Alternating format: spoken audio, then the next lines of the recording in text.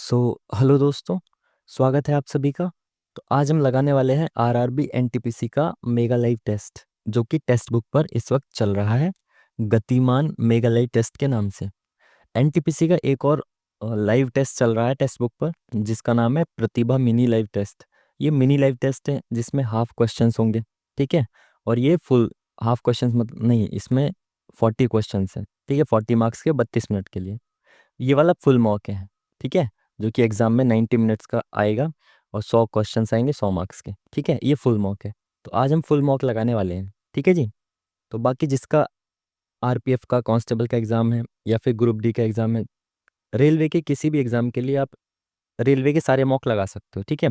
तो ये एनटीपीसी का मॉक वो लोग भी लगा सकते हैं जिनका आरपीएफ का एग्जाम है, ठीक है जी। तो चलिए आज हम एनटीपीसी का मॉक लगाएंगे, ठीक है। तो शुरू करेंगे, उससे पहले मैं आपको बता देता हूँ, जैसा कि आप सभी लोग जानते हैं और जो लोग नहीं जानते मैं उनको बता देता हूँ कि मैं आपके सामने ही लाइव टेस्ट सॉल्व करूँगा।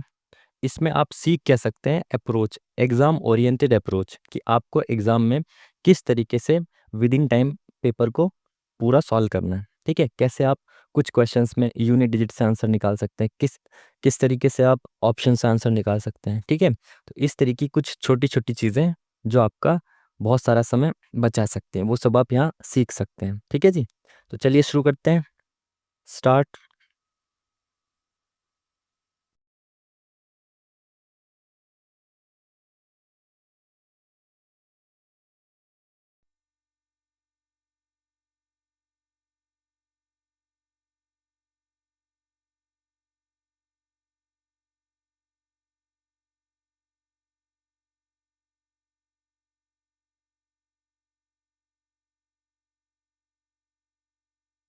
चलिए, फाइनली शुरू हो गया है काफ़ी टाइम के बाद, ठीक है जी। तो चलिए शुरू करते हैं। इसमें कोई सेक्शन वाइज फंडा है ही नहीं, ठीक है, क्योंकि इसमें मिक्स करके क्वेश्चंस आते हैं। तो आप ये नहीं है कि पहले पहले मैथ्स को अटेम्प्ट कर लें या फिर रीजनिंग को, इसमें मिक्स करके क्वेश्चंस आते हैं।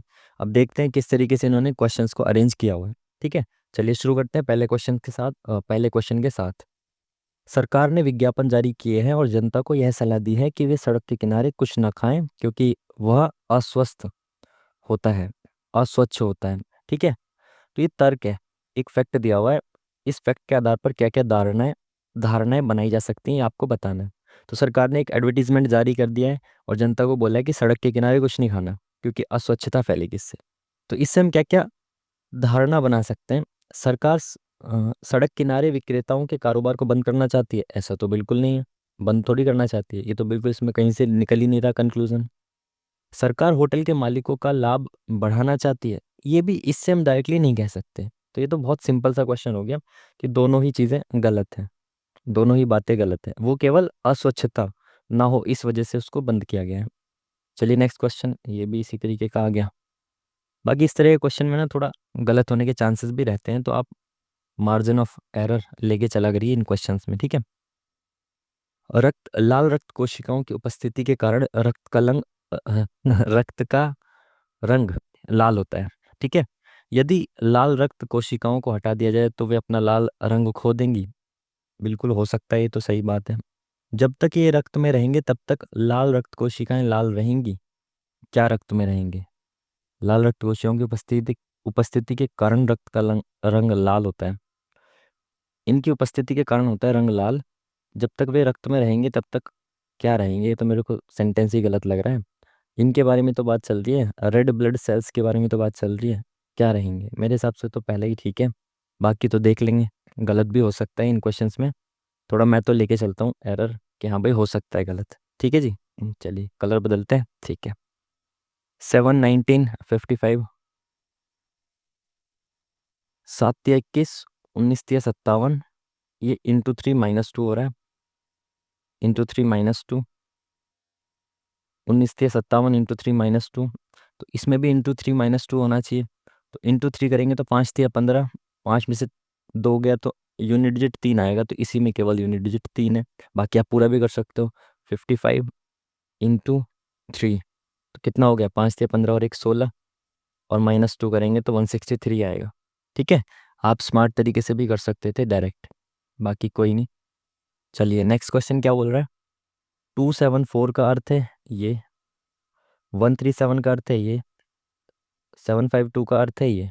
तो पूछा क्या वर्शिप का, तो वर्शिप देख लो भाई कहाँ पे वर्शिप, यहाँ पे है। और किसी में भी है क्या वर्शिप?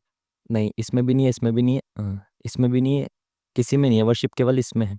इट मीन्स कि इसका जो कोड है वो केवल, सॉरी ये रहा, जो इसका कोड है उसमें केवल एक चीज़ ऐसी होगी जो इसी में होगी।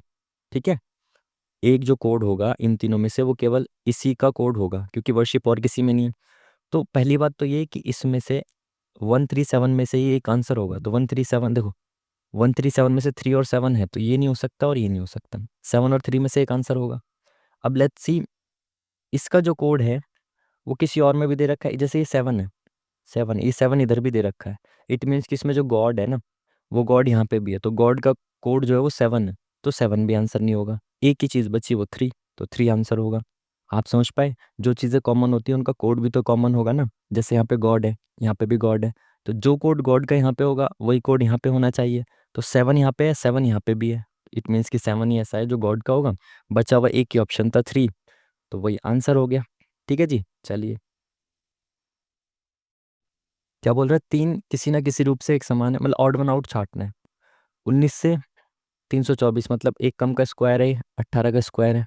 ठीक है, 5 से 35, 5 इंटू 7 है। ठीक है, 7 निम 63 इंटू 9 है। बिल्कुल ठीक है, और ये अपने से दो ज़्यादा से मल्टीप्लाई हो रहा है ना, तो ये 15 से अगर मैं इसमें मल्टीप्लाई करता हूँ तो कितना आएगा, 15 3 45, 4 15 4 19। बिल्कुल ठीक है, तो ये वाला गलत होगा। बाकी सब में अपने से दो ज़्यादा से मल्टीप्लाई किया हुआ है। इसमें एक कम का स्क्वायर, अगर इसमें भी इंटू 21 करके देखें तो 19 से कम 19, 38 और 1 39, 399 आना था, बट ये गलत है। तो ऑप्शन नंबर 1 है जो ऑड वन आउट है, बाकी सब किसी एक लॉजिक से सेम है। इसमें भी क्या बोल रहा है, किसी ना किसी प्रकार से समान है, ऑड वन आउट छांटना है, विषम का चयन करना है। तो सोना, लोहा, चांदी, इस्पात होती है स्टील। देखो ये तो मिक्सचर है, ठीक है, ये मिक्सचर होता है, ये सारी जो है वो सिंगल वाली धातु हैं, तो मेरे हिसाब से ये अलग होना चाहिए। लेट्स सी, कितने त्रिभुज हैं? भाई ये सवाल बहुत पकाने वाला होता है, मैं तो इसको एंड में ही करूँगा। ठीक है, मार्क फॉर रिव्यू कर दिया, एंड में करूँगा इसको। ठीक है जी, चलिए इसका कलर बदलते हैं ब्लू।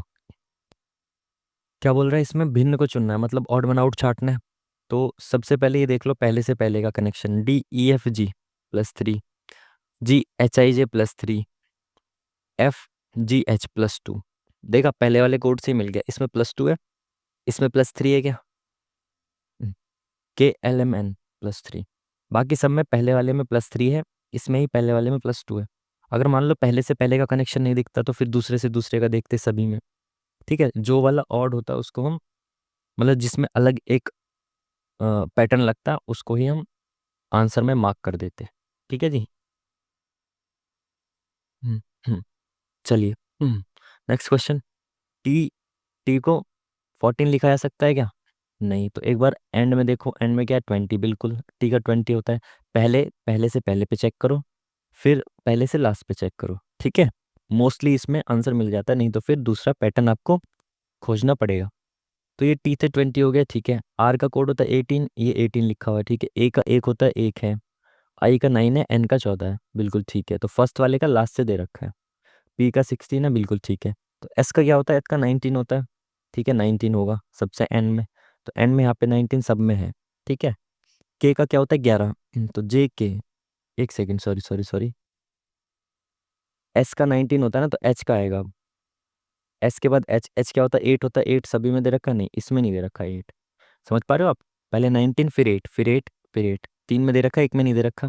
8 के बाद क्या है, एन, एन का होता है 14, तो 8 के बाद 14 ये रहा, 14 इसमें भी है, और 14 इसमें नहीं है। 8 के बाद इसमें 11 दे रखा है, तो ये वाला भी आंसर नहीं होगा। इसके बाद क्या है, के है, के का क्या होता है कोड, 11, तो 14 के बाद 11 यहाँ पे दे रखा है, और यहाँ पे 1 दे रखा है, तो ये वाला भी नहीं होगा। उसके बाद ई का होता है 5, तो ये वाला होगा कोड। हालांकि इसको हमें शुरू से शुरू कर चेक करना चाहिए था, तो जल्दी आंसर आया था। खैर चलिए, आप समझ पाए ना इस क्वेश्चन को? नहीं समझ पाए तो वीडियो को थोड़ा पीछे करके दोबारा देख लेना। इसमें क्या बोला है इसने, आरेख में षटभुज, 6 भुजाओं वाला, इसका अर्थ है इंजीनियर, ये इंजीनियर है भाई। ठीक है, व्रत का अर्थ है संगीत प्रेमी, ये सिंगर है, मतलब जो म्यूजिक को प्रेम करते हैं वो है। आयत का अर्थ है मॉर्निंग वर्कर्स। ठीक है, पूछा गया इसने मॉर्निंग वर्कर्स, कितने मॉर्निंग वर्कर्स संगीत प्रेमी हैं लेकिन इंजीनियर नहीं है। तो इंजीनियर कौन है इसको देख लो आप, बस उसको हटाना है। तो इंजीनियर ये है, इसको हटाना है। तीनों एलिमेंट इसमें दिए हुए हैं, बस इसका नाम पढ़ लो जिसको हटाना है। तो हटाने किसका, इंजीनियर को है, तो इसको हटा दो इस वाली बाउंड्री से हटा के। बाकी दोनों में ये वाला है 35, इसमें भी है और इसमें भी है। तो ये 35 ऐसा होगा जो दोनों होगा बट इंजीनियर नहीं होगा। आप समझ पाए ना बात को। इसने पूछा है मॉर्निंग वर्कर्स और संगीत प्रेमी। तो ये जो 35 है ये सर्कल में भी है और ये आयत में भी है। ठीक है, और इस वाले को हटाना था, षटभुज को। आई होप कि आप समझ पा रहे होंगे। Next question. वाणी का मुख पूर्व दिशा की ओर है, तो इधर की तरफ उसका मुंह है। पूर्व आपको पता है ना, एग्जाम में कभी भी ईस्ट है तो वो राइट साइड पे आपको मानना है। ठीक है जी। चलिए, 90 डिग्री दक्षिणावर्त मतलब होता है क्लॉकवाइज। ठीक है, और वामावर्त होता है एंटी क्लॉकवाइज। ठीक है, तो 90 डिग्री वो क्लॉकवाइज घूमती है वाणी, तो क्लॉकवाइज मतलब इधर घड़ी की दिशा में, यहाँ पे आ गई 90 डिग्री पे।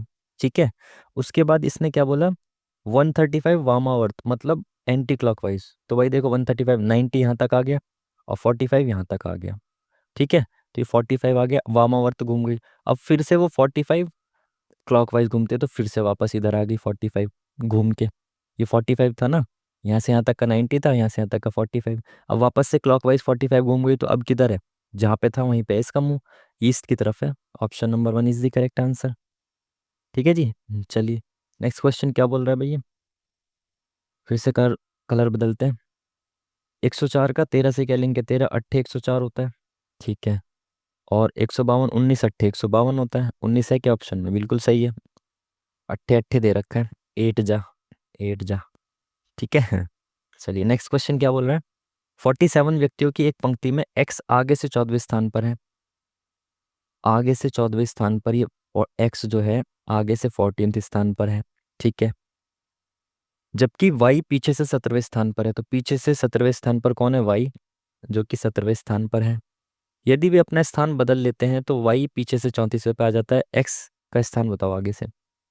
इन्होंने चेंज कर लिया अपना प्लेस, यहाँ पे वाई आ गया, यहाँ पे एक्स आ गया। ठीक है, तो अब चेंज करने के बाद क्या हो गया, वाई पीछे से 34वें स्थान पे आ गया। तो ये वाई जो है ये इधर की साइड से 34वें पे आ गया, यहाँ से ये 34वां है। ठीक है, अब इसके आगे कितने लोग बचे, ये 14 था, यहाँ से शुरुआत से 14 था, तो इसके आगे 13 लोग थे, है ना। अब यहाँ पीछे से 34 नंबर पे आ गया, और इसके आगे यहाँ पे 13 लोग और हैं, तो ये कितने हो गए, 4 और 3 7 47 लोग हो गए। हालांकि इसने वैसे भी दे रखा है कि 47 लोग ही हैं, तो 47 हो गए। इसने पूछा कि एक्स का स्थान, तो भाई एक्स जो है वो पीछे से 17वें स्थान पर है, यहाँ से इधर से 17वें स्थान पर है। ठीक है, तो हमें ये बताना आगे से कौन से स्थान पे होगा। हमें ये पता है जब हम यहाँ से इधर चलेंगे तो यहाँ पे कितने लोग बच जाएंगे, 16 बच जाएंगे। मैं कलर बदलता हूँ एक बार, फिर समझना आप। यहाँ पे 17, यहाँ से यहाँ तक 17 स्थान पे है, ये 17th पे। तो इससे इधर 16 लोग होंगे यहाँ पे, और टोटल लोग कितने, 47। तो 47 में से अगर मैं 16 घटा दूं तो इसकी वैल्यू आ जाएगी। आप समझ पा रहे हैं, यहाँ पे टोटल 47 लोग हैं, तो यहाँ की वैल्यू जो होगी वो कितनी आएगी, जैसे 47 में से 16 घटेंगे कितना बचा, 31। अब 31 वे स्थान पे आएगा ये शुरू से, तभी तो इसमें आगे 16 जोड़ेंगे तो ये 47 बनेगा, है ना, क्योंकि लोग टोटल 47 है। तो ये 31st वाला जो है वो आंसर आपका करेक्ट होगा। ठीक है जी। चलिए, नेक्स्ट क्वेश्चन क्या बोल रहे हैं, सभी एक्स बी हैं। तो ये सभी एक्स जो हैं ये बी के अंदर आते हैं। ठीक है, कोई सी एक्स नहीं है, सी एक्स नहीं है, तो यहाँ पे जो सी है इसका कनेक्शन एक्स के साथ नहीं है। कुछ बी सी नहीं है, कुछ बी सी नहीं है, तो सारे बी सही नहीं है, तो कुछ बी भी सही नहीं सी नहीं होंगे। बी और सी का कोई कनेक्शन दे नहीं रखा ना सच। अगर सभी सभी बी सी नहीं है तो कुछ भी सी नहीं होंगे, है ना। तो मेरे हिसाब से तो ये ठीक होना चाहिए। सभी सी बी हैं, तो सभी सी बी हैं क्या, नहीं बिल्कुल भी नहीं है। कुछ तो सी ऐसे होंगे जो नहीं होंगे बी, क्योंकि एक्स वाले जो हैं ये नहीं है सी, तो ये तो गलत होना चाहिए। कुछ एक्स सी हैं, तो कुछ एक्स सी हैं क्या, एक्स और सी का भी तो कनेक्शन मना किया हुआ है, नहीं है। कोई भी सी एक्स ही नहीं है, तो कुछ एक्स कैसे हो सकते हैं सी। तो आई थिंक केवल एक कंक्लूजन फॉलो करना चाहिए, बाकी तो लेट्स सी, देख लेंगे, है ना। नेक्स्ट क्वेश्चन क्या बोल रहे हैं? डिक्शनरी वाला क्वेश्चन आ गया फिर से, अगेन हम ऑप्शन से करेंगे। ठीक है जी, चलिए। सबसे पहले ऑप्शन में जाओ तो पहले तीन तीन तीन है, काट दो। उसके बाद पाँच, छः, एक और छः, यानी एक, पाँच और छः में से आएगा पहले यहाँ पे कोई। तो एक, पाँच और छः में से देख लो पहले कौन आएगा। तो एक, पाँच और छः में से पहले कौन आएगा? P are, P U, P R. तो आर के बाद आता है यू, तो ये तो नहीं ही आएगा। आर पहले आता है ना, आर एस टी यू, तो ये तो इन दोनों के बाद आएगा, पहले आर वाले आएंगे। तो P R O, P R O, यहाँ पे एफ है और यहाँ पे पी है। तो एफ और पी में से पहले कौन आता है? एफ आता है, तो सिक्स पहले आएगा। तो ये वाला ऑप्शन खत्म, ये वाला ऑप्शन खत्म। अब सिक्स के बाद एक और पाँच, तो एक और पाँच में से देखना पहले कौन आएगा। तो एक और पाँच में से पहले कौन आएगा देखें। एक और पाँच में से पहले आएगा P R O, P R, यहाँ पे पी यू। तो आर पहले आता है तो एक पहले आएगा। तो एक और पाँच में से देखना था ना, तो एक पहले आएगा। Option number one is the correct answer, है ना। सिक्स, सिक्स सिक्स बचा था ना यहाँ पे, हाँ। फिर एक, वन, सिक्स, एक सेकेंड, ये क्या कर दिया हमने शायद। एक बार और चेक कर दे, तीन खत्म हो गया था। एक, पाँच और छः में से कौन आया था? एक, पाँच और एक, पाँच और छः में से कौन बचा था? P R. पाँच तो नहीं था, छः बचा था, है ना। तो ये खत्म हो गया था, ये खत्म हो गया था। एक और दो में से देखना था ना अब तो हमें। छः आएगा पहले, एक सेकेंड यार, ये मैं मार कर इस पे चल जाता है। नहीं, ये तीन खत्म। एक, पाँच और छः, एक, पाँच और छः में से एक, पाँच और छः में से पहले कौन आ रहा था? P R. ये यू खत्म हो गया था, पाँच खत्म हो गया था, R O P, R O F, six आ रहा था पहले, है ना। तो ये खत्म हो गया था, ये खत्म हो गया था। अब एक और दो में से पहले देखना था कौन आएगा। एक और दो में से देखो, P R O, P R U, तो पहले पी आर ओ आता है ना, तो एक पहले आएगा। तो ये वाला ऑप्शन डी करेक्ट होगा। अभी मैंने फर्स्ट लगा रखा है ना, क्योंकि इससे मार्कर वगैरह चल गया तो कन्फ्यूजन में मैंने गलत लगा दिया शायद। सही कर रहा हूँ ना मैं? सिक्स आएगा, सिक्स के बाद एक और दो में से पहले कौन आएगा? पी आर ओ, तो एक पहले आएगा। एक, पाँच, छः, एक, पाँच और छः। ठीक है, सही है, फोर्थ आएगा। मैंने शायद कन्फ्यूजन में गलत कर दिया था। सी, एफ, के, एस से चलना है, सीरीज चल रही है। सी से एफ, तो तीन से छः प्लस तीन, एफ छः से जे के ग्यारह, तो छः से ग्यारह मतलब प्लस फाइव, तीन पाँच, अब सात होना चाहिए, तो ग्यारह और सात अट्ठारह, है ना। तो अट्ठारह क्या है? आर होता है, तो ये ऑप्शन खत्म, ये ऑप्शन खत्म। तो आर अट्ठारह है, ठीक है। ई से जे पे, पाँच से दस तो प्लस पाँच, जे से क्यू पे तो दस से सात, सत्रह प्लस सेवन, और सत्रह से यहाँ पाँच है या सात है तो नौ होना चाहिए ना प्लस, तो सत्रह में नौ प्लस करेंगे कितना आएगा? नौ और सात सोलह, छब्बीस आएगा, तो जेड आएगा। तो option number C is the correct answer. आप समझ पा रहे हैं ना, यहाँ पे गैप दिया हुआ है। पहले से पहली सीरीज को देखना है पहले ऐसे, फिर सेकंड से सेकंड को, और फिर थर्ड से थर्ड को। ठीक है, सेकंड सीरीज से ही हमारा आंसर आ चुका है, तो बाकी सब चीज़ें देखने की जरूरत नहीं है। यार एक बार मैं 15 को फिर से देख लेता हूँ, मेरे को कन्फ्यूज़न हो रही है कि मैंने गलत तो नहीं कर दिया। तीन तो नहीं होगा, इसके बाद एक, पाँच और छः, छः, पाँच और एक, इसमें पी आर यू, तो ये नहीं होगा पाँच। तो पी आर ओ, एफ और पी, तो एफ पहले आएगा तो सिक्स आएगा पहले, तो ये नहीं होगा, ये नहीं होगा। उसके बाद दो और एक में से पहले कौन आएगा? पी आर ओ पहले आएगा, यानी एक पहले आएगा, तो डी वाला ठीक है, ठीक है। चलिए, नेक्स्ट क्वेश्चन। गर्मी ठंडी है, प्रोत्साहित प्रेरित स्पर्धा। गर्मी ठंडी मतलब उल्टा है ना, ये तो गर्मी का उल्टा सर्दी होता है। तो प्र- प्रोत्साहित करना, प्रेरित, ये तो पर्यायवाची है। स्पर्धा, सफलता, पर्यायवाची है। बने रहना, कायम रहना, पर्यायवाची है। ध्वस्त करना, निर्माण करना, ये एक दूसरे का उल्टा है। ठीक है, विलोम है। हम्म, ये बदलते हैं भाई। पी क्यू से लंबा है, तो पी जो है वो क्यू से लंबा है। ठीक है, क्यू आर से छोटा है। क्यू जो है, इसको मैंने ज़्यादा गैप दे दिया, गैप नहीं दिया। पी जो है वो क्यू से लंबा है, तो क्यू से लंबा है पी। क्यू आर से छोटा है, क्यू जो है वो आर से छोटा है। एस पी से लंबा है लेकिन आर से छोटा है। जो एस है वो पी से लंबा है, पी से लंबा एस है। एस लेकिन आर से छोटा है, तो एस आर से छोटा है, तो आर यहाँ नहीं होगा, आर ऊपर होगा। ठीक है, पूछा गया है सबसे छोटा कौन है, तो सबसे छोटा तो क्यू है ना, सबसे नीचे क्यू है, तो option number one is the correct answer. Next question. 16 दूनी 32, ये क्या है? 16 दूनी 32 तो दिख रहा है, लेकिन -3 है। × 2 -3, ये क्या × 6 लग रहा है। तो शायद × 2 -3 × 4 -5 × 6 ऐसा हो सकता है ना। × 2 -3 हो गया, × 2 -3, अब × 4 -5 आएगा। तो × 4 इसमें करेंगे कितना है? 3 × 4 = 12, 12 में से 4 गया, 120 में 4 गया, 116। इस हिसाब से 116 होना चाहिए। अगर 116 में से -5 करेंगे तो 111, बिल्कुल सही। तो option number D is the correct answer. तो लॉजिक क्या था? × 2 -3 × 4 -5, एक बार इंटू एक बार माइनस, एक बार इंटू एक बार माइनस, सीक्वेंस में। ठीक है जी। चलिए नेक्स्ट क्वेश्चन। पुरुष स्केटर्स, भूरे बाल वाले लोग। अच्छा, पुरुष स्केटर्स और भूरे बाल वाले लोग। तो सबसे पहले मैंने आपको पहले भी बताया, एक बार ये लिंक चेक किया करो। जब ये वाला डायग्राम दिया हो ना, ये वाला, तो एक बार ये देखो, क्या तीनों एक ही व्यक्ति हो सकते हैं? पुरुष स्कैटर हो सकता है क्या, और वो भूरे बाल वाला भी हो सकता है क्या? बिल्कुल हो सकता है। तो ये तीनों इंटर मतलब ये एक दूसरे को ना काटते हैं। तो ये इस वाले डायग्राम में आने की संभावना ज़्यादा है। जब भी ये वाला डायग्राम दिया हो तो सबसे पहले ये चेक करो, क्या तीनों एक ही व्यक्ति हो सकता है? पुरुष हो सकता है व्यक्ति, हाँ। वही स्कैटर हो सकता है, बिल्कुल हो सकता है। और वही व्यक्ति भूरे बाल वाला भी हो सकता है, कि बिल्कुल हो सकता है। ठीक है। तो जो ये वाला बीच वाला हिस्सा, ये तीनों है, तो एक ही व्यक्ति तीनों चीज़ हो सकता है। तो ये वाला डायग्राम होने की पॉसिबिलिटी ज़्यादा है, मेरे हिसाब से ये वाला होना चाहिए। बाकी तो देख लेंगे। नेक्स्ट चलते हैं, आगे बढ़ते हैं। 6 व्यक्तियों के एक परिवार में ए बी का भाई है। तो ए जो है वो भाई है किसका? बी का। ठीक है। ई सी के पति की बहन है। तो यहाँ पे ई और सी तो नहीं दिख रहा, आगे बढ़ते हैं। एफ डी का पिता है और बी का दादा है। तो बी का दादा मतलब बी का कोई पिता है, और उनके पिता का भी एक पिता है। वो कौन है? बी का दादा कौन है? एफ। एफ जो है वो बी का दादा है और डी का पिता है, तो यानी डी का पिता होगा। तो ये दादा है तो प्लस होगा। ठीक है। चलिए, ई एफ की एकमात्र पुत्री है। तो ई जो है वो एफ की एकमात्र पुत्री, मतलब इसकी बहन होगी वो, ई। ठीक है।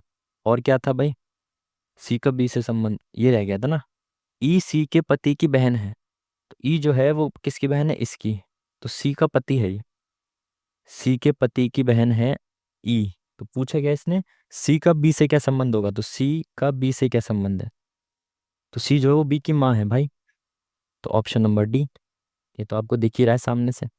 चलिए नेक्स्ट क्वेश्चन। विकल्पों में से उस आकृति का चयन करें जो यहाँ पे आएगा। क्वेश्चन मार्क की जगह पे क्या आएगा ये बताना है। देखो यहाँ पे क्या आएगा, देखो एक तो ऐसे आएगा। ठीक है, तो ये वाला नहीं होगा, ये हो सकता है। ऊपर से यहाँ पे ये आएगा और यहाँ पे ये आएगा, फिल करने के लिए ना, एज इट इज बनना चाहिए ना यहाँ पे। तो यहाँ पे ये देख लो और यहाँ पे ये देख लो। पहला वाला तो नहीं दिख रहा, दूसरे वाले में दिख रहा है, तो ये हो सकता है। बाकी और देखते हैं नीचे से। तीसरे वाले में भी देखो ये स्क्वायर नहीं है, और चौथे वाले में ये इधर दे रखा है, यहाँ होना चाहिए था, तो ये भी नहीं होगा। सेकंड वाले ऑप्शन ठीक है। ठीक है जी। चलिए, सिटिंग अरेंजमेंट का क्वेश्चन। टोटल कितने लोग हैं? 6 लोग हैं। वृत्ताकार मेज के केंद्र की ओर मुख करके बैठे हैं। बस ये दोनों इंपॉर्टेंट बातें होती हैं, उसके बाद आप शुरू कर दो बैठाना। ठीक है। 6 लोग हैं, 1 2 3 4 5 6। ठीक है। क्या बोला इसने? जे ई के ठीक दाएं बैठा है, तो मैंने जे को बिठाया, सॉरी ई को बिठाया पहले। ई जो है जे जो है वो ई के ठीक दाएं बैठा है, तो ठीक दाएं, सॉरी, ई के ठीक दाएं जे बैठ गया। ठीक है। ई एम के बाएं से दूसरे स्थान पे है, तो ई जो है एम के बाएं से दूसरे स्थान पे है। अच्छा, एक बात और समझो, जब ऐसे लिखा होता है ना, ई एम के बाएं से दूसरे स्थान पे है, तो एम जो होगा वो ई के दाएं से दूसरे स्थान पे होगा। तो एम ई के दाएं से दूसरे स्थान पे यहाँ पे होगा। अब देखो क्रॉस चेक करो, ई जो है वो एम के बाएं से दूसरे स्थान पे है, बिल्कुल है। ठीक है। चलिए नेक्स्ट क्वेश्चन। आगे क्या बोला ये? एल ई के बाएं है, तो ई के बाएं कौन है? एल है। ठीक है। जी एल के बाएं से दूसरे स्थान पे, एल के बाएं से दूसरे स्थान पे जी का है, यहाँ पे हो सकता है। ठीक है। सी एल के ठीक बाएं बैठा है, सी जो है वो एल के ठीक बाएं यहाँ पे बैठा है। ठीक है। एम जी के ठीक बाएं बैठा है, एम जी के ठीक बाएं बैठा है, बिल्कुल सही है। तो ई के बाएं से दूसरे स्थान पे कौन है? ई के बाएं से दूसरे स्थान पे सी है। ठीक है, दाएं यहाँ बाएं यहाँ, तो दूसरे स्थान पे C, option number 1 is the correct answer. Next question की तरफ चलते हैं जल्दी जल्दी। क्या बोला है? दो चिन्हों को बदलना है, दो साइन को बदलना है, ऑप्शन वाले हैं, तो ये ठीक हो जाए। तो एक बार प्लस माइनस को बदल के देखते हैं। तो T minus T into 3 minus plus की जगह माइनस कर दिया, माइनस की जगह प्लस कर देंगे, प्लस 3 से डिवाइड करेंगे 3 को तो 1 आ जाएगा। तो ये क्या हो रहा है, 3 3 9, 3 और 1 4, माइनस का 5 आएगा, तो ये वाला तो नहीं हो सकता, तो पहला ऑप्शन नहीं होगा। दूसरे वाले को चेक करते हैं, प्लस और डिवाइड को चेंज करके देखते हैं। तो यहाँ प्लस की जगह डिवाइड आ जाएगा यहाँ पे, तो 3 एकम 3 हो जाएगा, एक 3 एकम 3 1 आ गया, इंटू 3, माइनस की जगह माइनस और डिवाइड की जगह प्लस। ठीक है, तो 3 माइनस 3 प्लस 3, तो ये तो कट गया आपस में, 3 बचा, तो ये वाला ऑप्शन सेटिस्फाई कर गया। ठीक है, इस तरीके से आपको साइन चेंज करके देखना है बस। इसमें क्या बोला है, कलर चेंज करते हैं फिर से। क्या बोला है इसने, -4 है ना, +9। ठीक है, -4 +9, इसमें क्या है, -16, -16 प्लस, तो काफ़ी ज़्यादा हो गया, इसमें कोई लॉजिक बन रहा है क्या? कोई लॉजिक नहीं दिख रहा ना। 17 और 8, 25 हो गया, तो 25, 2 3 4 5, बिल्कुल लॉजिक दिख रहा है। ये 4, ये 2 का स्क्वायर है, ये 3 का, ये 4 का, ये 25 जो है वो +5, 5 का स्क्वायर है 25। अब यहाँ पे कितना है, 6 का स्क्वायर 36, माइनस होना चाहिए। 217 में से 36 माइनस करेंगे, कितना बचेगा, 7 6 1, और यहाँ पे 11 में से 3 गया 8, और ये 1। ठीक है, तो यहाँ पे माइनस क्या कर दिया, 6 का स्क्वायर, 2 3 4 5 6 7, अब 7 का स्क्वायर इसमें प्लस हो जाएगा, तो 181 में 7 का स्क्वायर प्लस किया तो 9 1 10, 8 9 4 13, इधर गया 230। Option number B is the correct answer. अच्छा, मेरे को इसमें एक और लॉजिक दिख रहा है। ये हो सकता है कि एक बार और चेक करते हैं। देखो, दो लॉजिक भी एक क्वेश्चन में लग सकते हैं, एक बार चेक करें। देखो, 3 और 5 8, 5 प्लस किया, और इसमें कितना प्लस किया है, देखो +5, एक छोड़ के एक अल्टरनेट सीरीज देख रहा हूँ मैं। 8 में प्लस किया 9, तो +5 और 9, लेकिन जब यहाँ पे देख रहे हैं ऐसे, तो यहाँ पे कितना है, -7, तो एक बार +5 और ऊपर से -7, फिर +9 और ऊपर से, यहाँ से यहाँ पे -11 है क्या, बिल्कुल -11 है। तो अब यहाँ से प्लस कितना होना चाहिए, 13 होना चाहिए ना। हाँ, यहाँ से +13 करेंगे कितना आएगा, 20 30। देखो, इस लॉजिक से भी सेम आंसर आ रहा है। सही है, बिल्कुल। दोनों लॉजिक से आंसर सेम ही आएगा अगर दो लॉजिक लगते हैं तो। ठीक है, चलिए आगे बढ़ते हैं। 7 मित्र हैं, एक पंक्ति में बैठ के फिल्म देख रहे हैं। एस जो है वो अंतिम छोर पर बैठा है। एस जो है वो, ये लाइन है, किसी किसी एक अंतिम छोर पे, या तो एस यहाँ है या तो यहाँ है। क्यू एस के दाएं से दूसरे स्थान पे है। अगर देखो एस यहाँ पे हो, तो इसके दाएं कोई बैठ सकता है क्या, नहीं बैठ सकता। तो एस यहाँ नहीं बैठा, एस यहाँ बैठा है, तभी तो इसके दाएं से दूसरे स्थान पे कोई बैठ सकता है। कौन बैठा है, क्यू बैठा है इसके दाएं से दूसरे, 1 2, क्यू बैठा है इसके दाएं से दूसरे स्थान पे, बिल्कुल ठीक। P O, sorry P O कह रहा हूँ। पी ओ और क्यू के बीच में बैठा है। तो पी जो है वो क्यू और ओ के बीच में बैठा है। अगर क्यू यहाँ है तो ओ यहाँ पे होता, तब पी बीच में पी आता, बट ओ की जगह पे तो एस बैठा है, तो यहाँ नहीं बैठेगा, तो ओ यहाँ पे आएगा और इनके बीच में बैठ जाएगा पी। ठीक है, पी और क्यू के बीच में बैठा है, यू किसी भी छोर पर नहीं बैठा। टोटल कितने लोग हैं, 7, तो 1 2 3 4 5 6 7। अब जो है क्या बोला इसने, यू किसी भी अंतिम छोर पर नहीं बैठा, तो यू या तो यहाँ बैठेगा या तो यहाँ बैठेगा। ठीक है, चलिए आगे। ओ किसी भी अंतिम छोर पर नहीं बैठा है, तो ओ तो ऑलरेडी बैठा हुआ है, ये रहा। आर टी के ठीक बाएं बैठा है। आर जो है टी के ठीक बाएं बैठा है, तो टी अगर यहाँ बैठा हो तो आर इसके ठीक बाएं बैठ जाएगा, बिल्कुल। आर जो टी के ठीक बाएं बैठ गया, ठीक है, तो यू यहाँ बैठ गया। बीच में कौन बैठा है, 1 2 3, पी बैठा है बीच में, तो इसके लिए तो हमें ये सब करने की जरूरत ही नहीं थी, शायद 2 3 स्टेप यहाँ से ही आ गया था आंसर। बीच में कौन बैठा है, तो पी बैठा है। Option number C is the correct answer. ठीक है जी, चलिए नेक्स्ट। क्या बोला है, हाँ, हर एक साइन का अलग अलग मतलब है। तो 12 इंटू, इंटू का क्या मतलब है, डिवाइड, तो यहाँ पे डिवाइड लिख दिया 3। माइनस का क्या मतलब है, माइनस का मतलब है इंटू, तो इंटू लिख दिया 25। डिवाइड का क्या मतलब है, डिवाइड का मतलब है प्लस, तो प्लस लिख दिया 25। और प्लस का क्या मतलब है, प्लस का मतलब है -25। ठीक है जी, तो 3 चौक 12, 4 आ गया, 4 इंटू 25 100, और प्लस का 25 माइनस का 25 कट गया, तो 100 बचा। Option number C is the correct answer. ठीक है, इजी क्वेश्चन। यहाँ पे क्या है भाई, देख लो, इसको नीचे कर लेते हैं। ठीक है, इसने बोला है क्या हो रहा है यहाँ पे, क्या आएगा।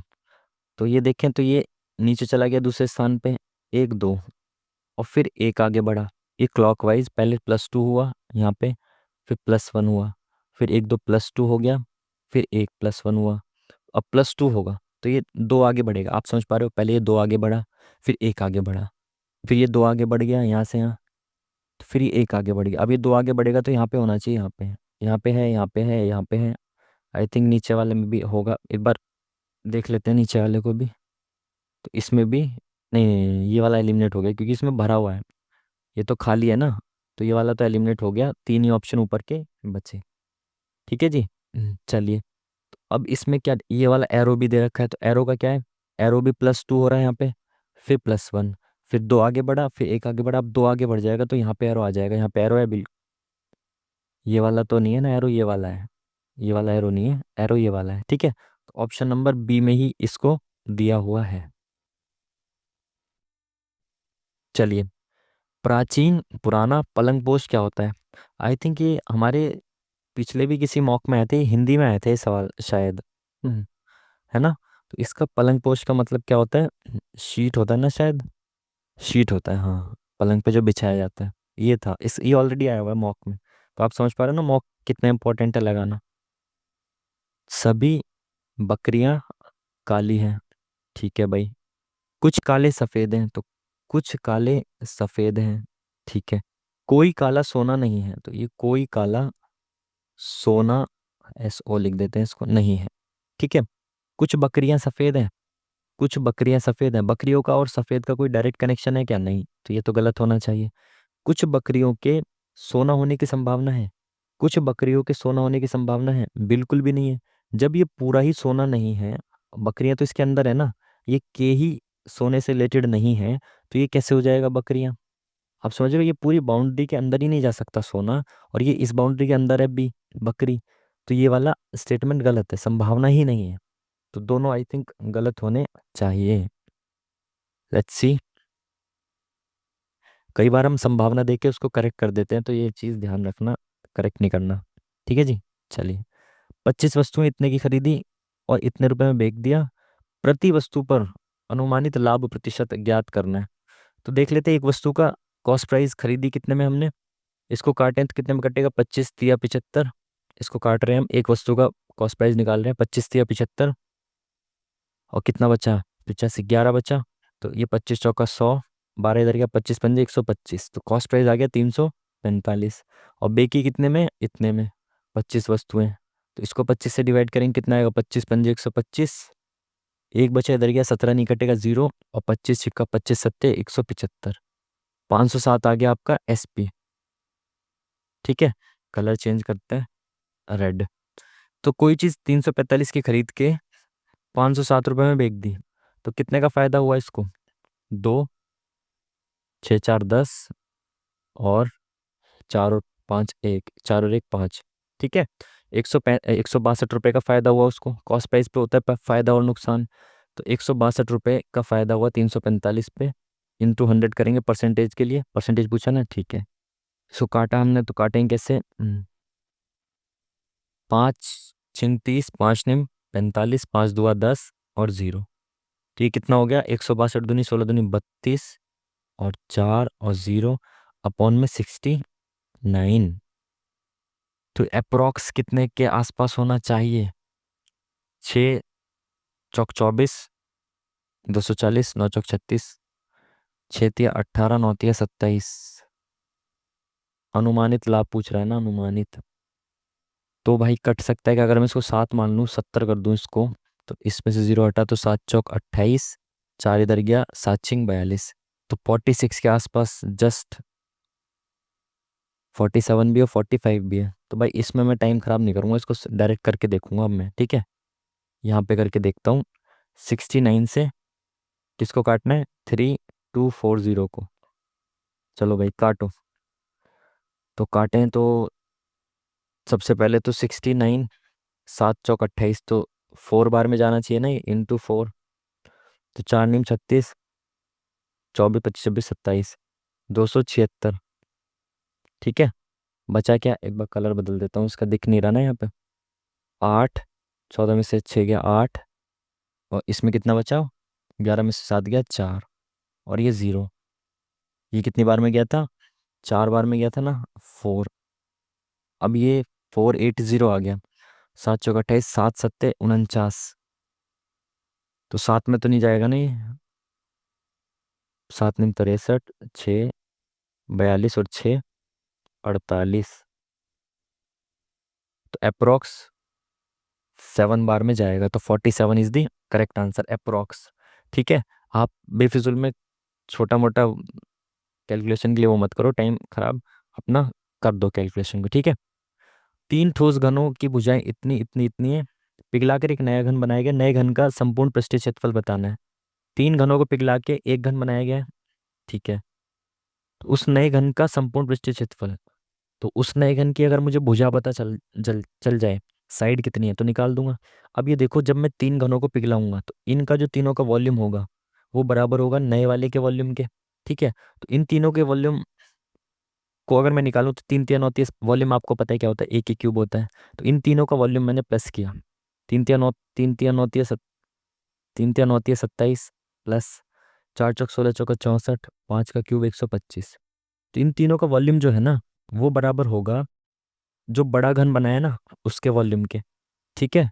तो इनके वॉल्यूम का सम कितना हो गया? 5 4 9, 9 और 7 16, 6 1 2 1 3, 6 3 9 2 11, 1 1 और 1 2, 216 आएगा उसका वॉल्यूम, जो नया घन बनेगा। ठीक है। तो ये वॉल्यूम है उसका, नए वाले घन का वॉल्यूम कितना आ गया? 216। तो ए कितना हो जाएगा? इसका क्यूब रूट।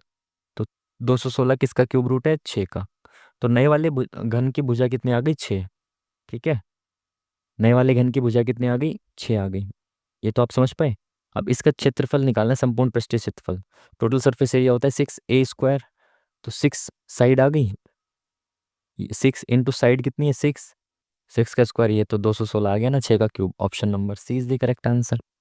Easy question. आगे चलते हैं नेक्स्ट क्वेश्चन की तरफ। एक शंकु और गोले की त्रिज्या समान अर्थात इतनी है। शंकु और गोले का आयतन भी समान है, तो उसकी ऊंचाई ज्ञात करनी है। शंकु और गोले का आयतन समान है और रेडियस भी समान है। तो अगर मैं कहूँ कि शंकु का क्षेत्रफल होता है 1/3 पाई r² h, ये बराबर किसके दे रखा है? गोले के आयतन के। तो गोले का आयतन कितना होता है? 4/3 पाई r³ पाई से तो पहले, यार, पाई r²h है, पाई से पहले पाई खत्म, 3 से ये 3 खत्म नीचे। ठीक है। अब बदलेंगे कलर। अब क्या देखो, यहाँ पे r² है, यहाँ पे r³ है, और r सेम दे रखा है। हालांकि मैं बेसिक से ही कर देता हूँ लो। r² इंटू h बराबर 4 इंटू r³। r³। अब देखो यहाँ पे 2 15 है, ये नीचे जाएंगे 2 15, तो ये 2 15 से 2 15 कट जाएंगे। यहाँ पे क्या बचा? 15 चौका 60। तो ऊंचाई कितनी आ गई? 60 सेंटीमीटर। ठीक है। बेसिक सवाल, इजी क्वेश्चन। Next question. इनका माध्यिका और बहुलक का माध्य है। इनकी माध्यिका और बहुलक का माध्य निकालना है, मीन निकालना है, मीडियन और बहुलक का। तो आपको पता है माध्यिका क्या होती है? अगर हम इसको सीक्वेंस में लगा दें तो उनके बीच में जो आएगा वो माध्यिका होती है। ठीक है। तो कितने? 1 2 3 4 5 6 7। अब देखो मेरी बात सुनो, 1 2 3 4 5 6 7 है ये। तो 7 को अगर मैं सीक्वेंस से लगाता हूँ तो बीच वाली संख्या जो है वो माध्यिका होगी। मतलब अगर मैं ये देख लूँ कि शुरू से 4th नंबर पे कौन है, तो वो माध्यिका हो जाएगी। तो मैं इसको सीक्वेंस में सबको ना लगा के ये देख लेता हूँ कि शुरू से 4th नंबर पे कौन आएगी, अगर मैं सीक्वेंस में लगाऊंगा तो सबसे पहले सबसे छोटी संख्या मतलब 45 आएगी सबसे पहले। ठीक है। उसके बाद 45 से बड़ी कौन सी है? 50 है। ठीक है। 50 से बड़ी कौन सी दिख रही है आपको? 58 दिख रही है। ठीक है। अब 4th नंबर पे क्या आ जाएगा? 58 के बाद 68, और तो कोई नहीं है ना, और तो कोई नहीं दिख रही ना, 68। तो माध्यिका तो आ गई भाई 68। ठीक है। अब निकालेंगे क्या? बहुलक। बहुलक वो होता है जो सबसे ज्यादा बार आता है। तो यहाँ पे सबसे ज्यादा बार कौन आ रहा है? फिर 45 नहीं दिख रहा, 50 नहीं दिख रहा, 96 यहाँ पे भी है, यहाँ पे भी है, तो 96 2 बार में आ गया। तो बहुलक है इसका 96। इनका मीन जो होता है, माध्य क्या होता है? सबको जोड़ दो, अपॉन में कितने नंबर से वो नीचे लिख दो। तो इनको जोड़ के अपॉन में 2 नंबर से तो 2 डिवाइड करेंगे, कितना आ जाएगा? या तो जोड़ के काट दो, ये कितना आ गया? 164/2। 2 8 16, 2 दूनी 4, 82। Option number C is the correct answer. ठीक है। समझ पाए आप लोग? चलिए नेक्स्ट क्वेश्चन। क्या बोल रहा है, ए बी सी डी के भारों का अनुपात, वेट का रेशियो दे रखा है, यदि डी और ए के भारों का अनुपात इतना है, तो भाई ए बी सी डी है तो डी और ए के बीच का गैप कितना है, 3 रेशियो, और 3 रेशियो की वैल्यू 30 दे रखी है। तो ए बी सी डी का संयुक्त भार बताना है, तो बहुत ईजी हो गया ना।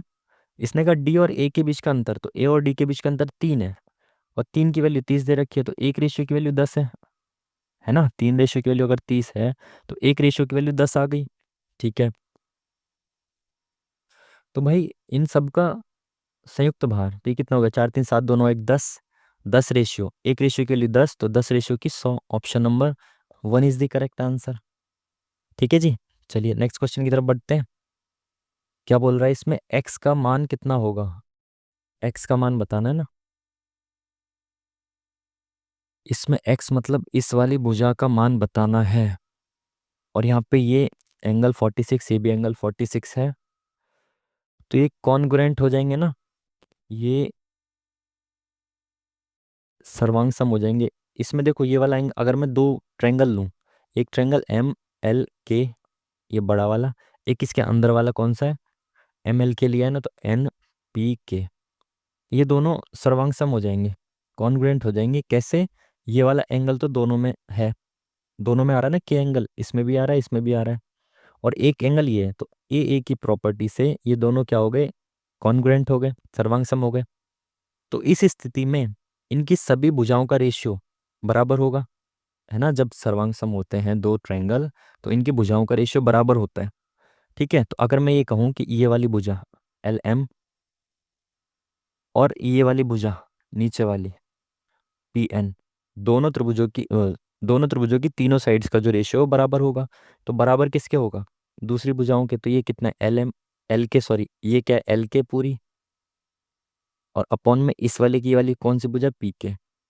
ठीक है, बराबर होगा तीसरी भुजा कौन सी है, एम के अपॉन में एन के। ठीक है, ये होता है, ये इनकी प्रॉपर्टी होती है जब दो कॉन्ग्रुएंट होते हैं, तो ट्रायंगल, तो ये प्रॉपर्टी होती है कि उनकी जो साइड्स हैं उनका रेशियो बराबर होता है। तो अब हमें निकालना क्या है, एक्स का मान, तो ये वाली साइड चाहिए हमें, पी एन चाहिए, तो पी एन इसमें है, और पी एन इसमें है, ये है। ठीक है, और यहाँ पे ए दे रखा है, तो इसको ले लेते हैं ना, इसको इक्वल करके देख लेते हैं।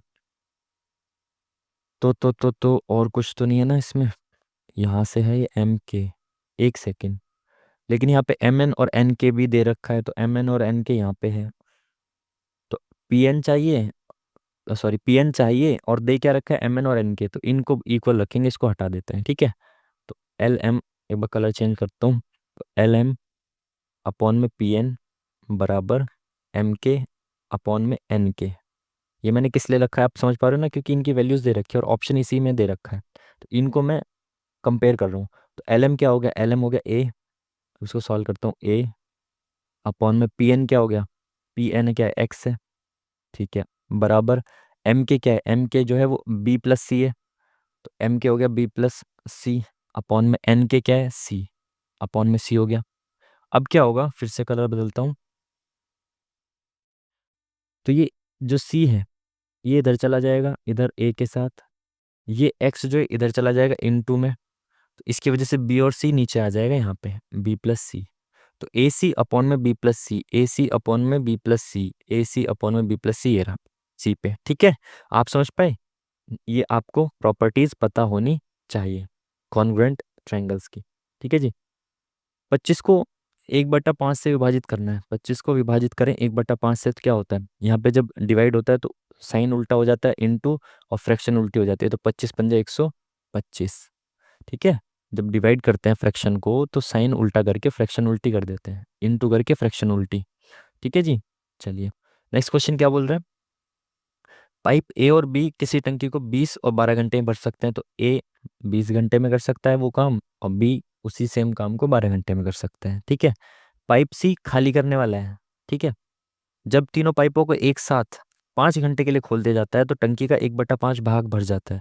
जब ए प्लस बी प्लस सी 5 घंटे के लिए खुल रहे हैं, तो ये 1/6 भाग भर रहे हैं, तो 5 घंटे में अगर 1/6 भाग भर रहा है, तो पूरा भाग कितने घंटे में भरेगा, 6 में से एक भाग 5 घंटे में, तो 6 के 6 भाग कितने, 30 घंटे में। सिंपल। यानी कि जो काम ए एक 20 घंटे में करता है, बी 12 घंटे में करता है, वही काम तीनों मिलके सेम पूरा काम कितनी देर में करते हैं? 30 घंटे में। समझ पाए आप? 5 घंटे में वो 1/6 भर रहा है, तो पूरी टंकी वो कितनी देर में भर देगा? 30 घंटे में। ठीक है। अब बोला क्या इसने कि ए और बी मिलकर टंकी का 3/5 भाग भरते हैं, फिर सी को भी खोल दिया जाता है, तो टंकी पूरी कितने घंटे में भरेगी, ये पूछ रहा है। कोई दिक्कत नहीं है, कलर बदलेंगे। तो इनकी एफिशिएंसी निकाल लेते हैं पहले तीनों की। तो 30 दूगा 60, बिल्कुल 60। इनका एलसीएम हो गया 30 दूनी 12 पंजे 20 तिया। ठीक है। तो ए की एफिशिएंसी 3 है, बी की 5 है, और जब तीनों मिल जाते हैं तो इनकी एफिशिएंसी 2 हो जाती है। अब देखो, ए और बी तो मिलकर कितना 8 भर रहे हैं, सी कुछ खाली कर रहा है, इससे इनका सम कितना आ रहा है? 2 आ रहा है। तो सी जो है वो 6 खाली कर रहा होगा ना, तभी तो ये 2 काम कर रहे हैं तीनों मिलके। तो सी की एफिशिएंसी हमें पता चल गई कि वो 1 घंटे में 6 यूनिट खाली करता है, और टोटल काम ये आ गया। उसने क्या बोला कि ए और बी मिलकर टंकी का 3/5 भाग भरते हैं। तो पहले ये टोटल काम है, तो इसका 3/5 मैंने निकाला तो कितना आ गया? तो 12 तिया 36। तो 36 काम कर रहे हैं ए और बी मिलकर। ठीक है। पूरी कितनी देर में भरेगी ये पूछा है, तो ए और बी मिलकर 36 काम कर रहे हैं, तो कितनी देर में कर देंगे 36 काम को? आप समझ पा रहे हो ना, इसने कहा है कि ए और बी पहले 3/5 भाग भर रहे हैं, तो मैंने कहा 3/5 भाग है 36 यूनिट, तो 36 यूनिट वो कितनी देर में भर देंगे? मिलकर कितना काम करते हैं दोनों? 8 यूनिट काम करते हैं, तो 36 यूनिट कितनी देर में कर देंगे? 8 चौक 32, 4 इधर गया 8 पंजे 40। ठीक है। तो ये 4.5 घंटे में दोनों मिलकर इस काम को कर देंगे, 3/5 को। अब सी भी आ गया। सी बचे हुए काम जब सी भी खोल दिया जाएगा तो ए प्लस बी प्लस सी तीनों चल रहे हैं, अब तीनों मिलके 1 घंटे में 2 यूनिट भर रहे हैं। ठीक है। और बचा कितना काम है? 36 काम हो चुका है, बचा कितना है? 24 काम बचा है। ठीक है। तो 1 घंटे में 2 काम हो रहा है, तो 24 काम कितने घंटे में होगा? 12 घंटे में। तो 12 घंटे ये लगे और 4.5 घंटे ये लगे, तो कितना हो गया? 12 4 16, 16.5। Option number C is the correct answer. ठीक है जी। चलिए नेक्स्ट क्वेश्चन। एक्स वह सबसे छोटी संख्या है जो इतने इतने से विभाजित करने पर इतने इतने इतने से विभाजित करने पर प्रत्येक स्थिति में शेषफल 12 आता है। एक्स 36 से भी विभाज्य है, तो एक्स के अंकों का योग बताना है। थोड़ा सा लेंदी कर दिया ना क्वेश्चन। इसने बोला कि वह सबसे छोटी संख्या है एक्स जो इतने से विभाजित करें तो शेषफल 12 आता है। पहली बात तो इन सबसे विभाजित होने वाली सबसे छोटी संख्या होगी इनका एलसीएम। ठीक है। हाँ। प्रत्येक स्थिति में शेषफल 12 आता है, और एक्स 36 से विभाज्य है, तो एक्स के अंकों का योग बताना है। तो एक सेकेंड, ऑप्शन नंबर डी हो गया इसका तो करेक्ट।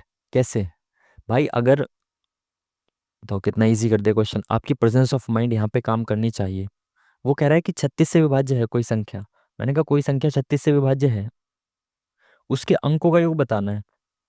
तो उसके अंकों का जो योग है, 36 से विभाज्य है कोई संख्या, तो वो 3 से भी विभाज्य होनी चाहिए ना। कोई संख्या अगर 36 से विभाज्य है तो वो 3 से भी होनी चाहिए ना। तो कोई संख्या 3 से कब विभाज्य होगी? जब उसके अंकों का योग 3 से विभाज्य हो, है ना। और यहाँ 3 से विभाज्य अंकों का योग केवल ये दे रखा है, हालांकि मैं ऐसे नहीं जा रहा आगे। अब मैं इसको पूरा बेसिक से भी करूंगा। ठीक है। हालांकि आपको इस तरीके से करना चाहिए था इसको। इनका एलसीएम लेते हैं। देखो 68 मैंने एलसीएम मान लिया, तो ये क्या हो गया? 17 चौका 68। ठीक है। अब ये 26, 13 दूनी 26, दो तो है यहाँ पे, 13 ले लेना है हमको। 17 इसमें ऑलरेडी है, 13 भी इसमें आ गया, तो 68 की गुणा 13 से करेंगे, इनका एलसीएम आ जाएगा 13 × 8 = 104, 10 13 × 6 = 78 और 10 88। ये इनका एलसीएम आ गया, और प्लस 12 ये शेषफल छोड़ते हैं। ठीक है। अब देखो उसने ये कहा है कि जो एक्स है ना, वो संख्या तो आ गई हमारे पास, कि एक्स जो है 884 + 12 होगी जब वो इन सब से कटने के बाद 12 शेषफल छोड़े। लेकिन उसने ये कहा है कि जो संख्या है ना वो 36 से भी विभाज्य है, तो एलसीएम के हमें मल्टीपल लेने होते हैं। तो एक्स, ये एक्स नहीं के मान लो, इसका मल्टीपल होता है, वो हमें लेना पड़ता है। फिर उसमें 12 जोड़ के देखेंगे और चेक करना पड़ेगा कि 36 से कट रही है या नहीं। जैसे अगर के का मान 1 है तो देखते हैं क्या होता है। इसको प्लस करें 12, इसमें तो कितना आया? 6 9 8। ये 36 से कटेगा क्या? तो 36 से कटने के लिए 3 से कटना चाहिए, 3 से कट ही नहीं रहा है, तो ये 36 से नहीं कटेगा। अब इसका दूसरा मल्टीपल चेक करना होगा। तो 884 की हम मल्टीप्लाई करेंगे 2 से। यहाँ पे के का मान अब रखेंगे 2, तो ये कितना आ जाएगा? 2 4 दूनी 8, 8 दूनी 16, 8 दूनी 16 और 1 17। ठीक है। अब इसमें 12 प्लस करेंगे, ये शेषफल 12 बचता है ना हमेशा, तो ये कितना आ गया 70 80, तो 1780। ये कट रहा है क्या 3 से, ये भी 3 से नहीं कट रहा, तो ये भी नहीं होना चाहिए। अब इसका के का मान 3 रखेंगे, देखो भाई बेसिक से तो ऐसे होगा, आपको के मान रखने पड़ेंगे। तो एक बार कलर चेंज कर लेते हैं, कन्फ्यूजन ना हो जाए। तो के का मान अगर 3 रखता हूँ तो कितना आएगा, 3 चौक 12, एक 3 अट्ठे 24, एक 25, दो 3 अट्ठे 24 और दो 26। ये कट रहा है कि 6 4 10 5 15, नहीं नहीं, इसमें 12 भी तो जोड़ना पड़ेगा, 12 शेषफल भी तो है, तो इसमें जोड़ा तो 2 2 4 5 1 6, 6 2 4 2 6, ये कट रहा है कि अब 3 से बिल्कुल कट रहा है, तो एक बार 36 से काट के देखें इसको। 6 6 36, 6 चौक 24, 6 चौक 24, 6 चौक 24, 6 सत्ते 42, 6 चौक 24। ठीक है, तो ये वो संख्या आ गई जो 2664, जो इन चारों से भी कटेगी और शेषफल 12 छोड़ेगी, प्लस वो 36 से भी कटेगी, तो इसके अंकों का योग कितना आ गया 6 18। देखो अब भी आंसर 18 आया ना। और आप इसको सेकंड्स में इसको मार्क कर सकते थे, केवल ये सोच के, ये देख के कि अगर संख्या 36 से कट रही है तो उसके अंकों का योग जो है वो 3 से कटना चाहिए, क्योंकि संख्या 3 से भी कटेगी। बेफिजूल में इतना टाइम खराब किया ना, वैसे भी कर सकते थे, बट मेरे को समझाना था तो मैंने आपको समझा दिया। आधार की त्रिज्या इतने वाले एक बेलनाकार छिद्र एक ठोस घन में बनाया गया है, जिसकी प्रत्येक भुजा की लंबाई इतनी है। छिद्र वाले घन का कुल पृष्ठीय क्षेत्रफल बताना है।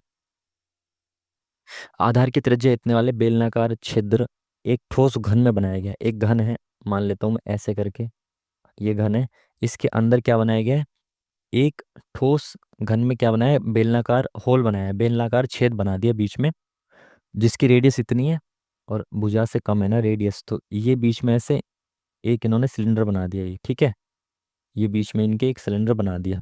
आप एज्यूम कर पा रहे हो अब, जैसे एक एक क्यूब रखा है, उसके बीच में हाथ डाल दो आप, समझ रहे हो, तो वो चीज़ बन गई है। अब इसने क्या बोला है, प्रत्येक भुजा की लंबाई 14 है, तो ये जो है ना, ये चीज़ 14 है, तो सिलेंडर की, ये जो अंदर सिलेंडर बन रहा है ना, इसकी एच भी, जो सिलेंडर की एच है वो भी 14 हो जाएगी। बिल्कुल। बोला क्या है, घन का, छिद्र वाले घन का कुल पृष्ठीय क्षेत्रफल। हाँ, इसमें थोड़ी सी कैलकुलेशन हो जाएगी भाई, थोड़ी लंबी कैलकुलेशन होगी। अब देखो घन है, तो पहले तो अगर मैं पूरे घन का क्षेत्रफल निकालूं तो पूरे घन का क्षेत्रफल होगा पूरा 6a²।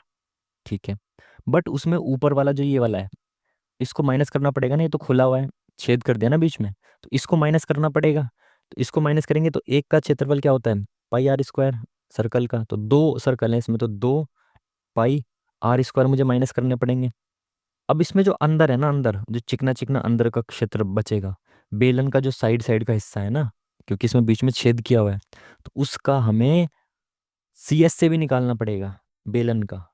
आप समझ पा रहे हो, क्योंकि इस पूरे क्यूब का हमें टोटल सरफेस एरिया निकालना है, तो टोटल सरफेस एरिया वही होता है जो उसके ऊपर ऊपर की सतह होती है। तो अब जो सतह है, ये वाली भी तो सतह होगी ना क्यूब की, जो इसके अंदर एक बेलन बना हुआ है, उसके चारों ओर का जो क्षेत्रफल है वो भी तो घन के क्षेत्रफल में कवर होगा ना अब। ठीक है, क्योंकि होल वाला घन है, तो इस बेलन का जो साइड साइड का एरिया होता है वो क्या होता है, टोटल सरफेस एरिया नहीं होता, वो होता है कर्व सरफेस एरिया। और बेलन का CS से क्या होता है, 2πRH। बिल्कुल। ठीक है, तो अब चलो इसको सॉल्व करते हैं। 6a कितनी है, भुजा कितनी है, a² कितना है भाई, 14 है इसकी भुजा, तो a² हो गया 196, माइनस बहुत सावधानी से करते हुए चलेंगे ना। 2 × पाई कितना है, 22/7। r कितनी है, 3.5 × 3.5 अपॉन में 100 कर देते हैं, पॉइंट हटा देते हैं। ठीक है, ये पॉइंट खत्म और ये वाला पॉइंट भी खत्म, ये हो गया। अब प्लस 2πRH, तो 2 पाई कितना है, 22/7, आर अगेन से वही 3.5 है, तो मैं इसको ऐसे लिख देता हूँ, और इंटू एच कितना है, ऊंचाई है ये 14। ठीक है, अब कट पिट करनी है भाई, ये कैलकुलेशन आपको करनी पड़ेगी। सवाल समझ में आ गया तो करो अब इसको।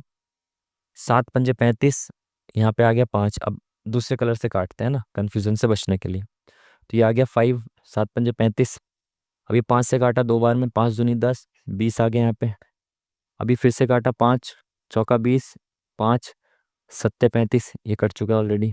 ठीक है, तो अब ये 4 से काटा, तो एक बार 2 खत्म और एक बार 2 एकम 2, 2 एकम 2, ये बचा। ठीक है, तो यहाँ पे क्या बचा, 11 × 5 × 35, सॉरी 7 बचा। ठीक है ना, 7×5 = 35, और ये बचा, इसको मल्टीप्लाई कर लेते हैं, 6 × 6 = 36, 3 6 × 9 = 54, 57, 5, 6 कम 6 और 5 11, माइनस यहाँ पे क्या बचा, एक बार इसको भी काट लेते हैं ना। 7 पंजे 35, 5, 5 एकम 5, 5 दूनी 10, 2 सत्ते 14, 7 ही हो गया। तो यहाँ पे क्या बचा, 44 गुणा 7, 44 गुणा 7, और यहाँ पे क्या बचा था, 11 गुणा 5 गुणा 7।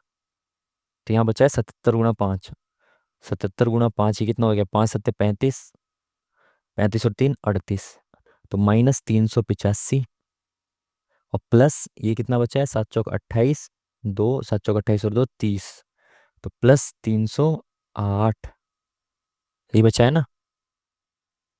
कोई दिक्कत, कोई दिक्कत नहीं, बट आंसर तो 1100 के आसपास दिख ही नहीं रहा। तो हमने क्या गलती कर दी इसमें, πr² 2πrh, 2πr² अपॉन में 100, 7 पंजे 35, 5, अरे यार शिट, ये गलती कर दी हमने यहाँ पे।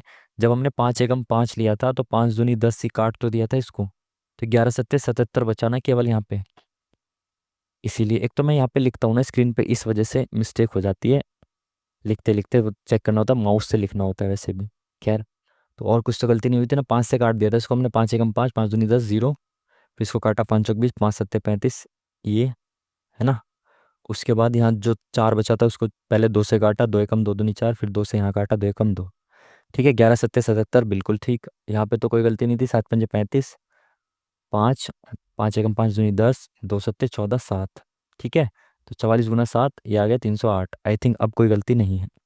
तो ये है प्लस का, ये प्लस का, ये माइनस का, तो एक बार इसमें से 77 घटा देते हैं, तो कितना है, 8 में 7 गया 1, और 10 में 7 गया 3, और ये 231, तो 1176 में 231 जोड़ो भाई, कितना आता है, 6 और 1 7, 7 3 10, 2 1 3 और 1 4 और 1 1407, ऑप्शन नंबर 20 दी करेक्ट आंसर।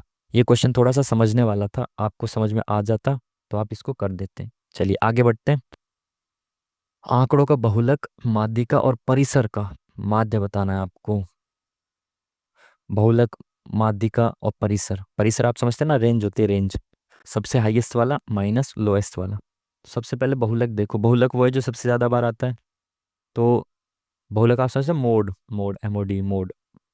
तो भाई सबसे ज़्यादा बार कौन आ रहा है, इसमें दिख रहा है सबसे ज़्यादा बार कौन आ रहा है, 11 ये रहा, और ये रहा, 2 बार दिख गया 11, और तो कुछ नहीं दिख रहा ना बार बार, और कुछ नहीं दिख रहा, तो 11 इसका मोड हो गया, तो बहुलक लिख लिया मैंने 11। मीडियन यानी कि माध्यिका क्या हो जाएगी, माध्यिका आपको पता है जब सीक्वेंस में लगा देते हैं तो बीच में जो आता है वो माध्यिका होती है। तो मैं सीक्वेंस में लगाऊंगा, कितने नहीं, 1 2 3 4 5 6 7 8 9 10 11 12, तो ये 12 नंबर्स हैं, 2 4 6 8 10 2 12, 12 नंबर्स को जब मैं सीक्वेंस में अरेंज करूंगा तो 6 इधर चले जाएंगे, 6 इधर चले जाएंगे।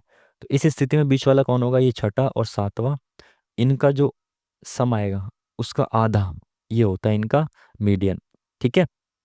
तो भाई छठे नंबर पे कौन आएगा पहले ये चेक करना है, फिर सातवें नंबर पे कौन आएगा ये चेक करना है। सबसे छोटा कौन है इसमें देखो, 7, ये पहले नंबर पे आएगा, इसको रेड से कर लेते हैं ना, ये फर्स्ट नंबर पे आएगा 7 1, 7 के बाद कौन है, 8 है, नहीं है, 8 हैगा ये रहा, ये दूसरे नंबर पे आएगा, 8 के बाद 9 तीसरे नंबर पे आएगा, 10 चौथे पे, 11 पांचवे पे, और फिर से 11 ये छठे पे, तो छठे नंबर पे आ गया 11, ठीक है। सातवें पे कौन आएगा, 11 के बाद 12 है क्या, नहीं है, 13 हैगा, तो 13 आएगा। इस स्थिति में जब दो होते हैं बीच में तो इनका सम करके 2 से डिवाइड कर देते हैं तो वो मीडियन होता है। तो 10 20 24 का आधा 12, तो भाई 12 आ गया मीडियन, 11 आ गया मोड, 12 आ गया मीडियन। परिसर क्या होता है, हाईएस्ट, तो हाईएस्ट इसमें क्या दिख रहा है, 23, 23 से ज़्यादा इसमें कुछ नहीं है ना, 23, माइनस लोएस्ट, लोएस्ट क्या दिख रहा है इसमें, 7, तो 7 इसमें माइनस करेंगे, उसको माइनस करने के बाद क्या आएगा, हाईएस्ट लोएस्ट को माइनस करते हैं तो क्या आएगा, 3 इधर गया 4, तो 16 आ गया। तो इसका जो रेंज है वो कितनी आ गई, 16।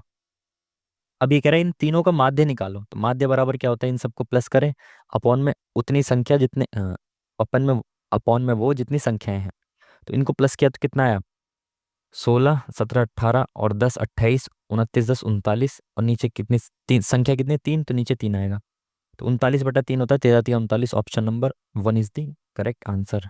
इसमें मैंने आपको समझाने में ज़्यादा समय ले लिया, लगेगा नहीं आपको इतना समय, ठीक है जी। बाकी छोटी मोटी अगर कैलकुलेशन में कोई मिस्टेक हो जाती है उसकी वजह से सवाल गलत हो जाता है, तो उसको आप मुझे माफ़ कर देना। और ज़रूरी नहीं है कि मैं ये आंसर बता दिया तो यही सही होगा, आपका जो आंसर आ रहा है वो भी सही हो सकता है। ठीक है, तो भाई सोहन और रोहन मिलकर एक काम को 18 दिन में कर सकते हैं।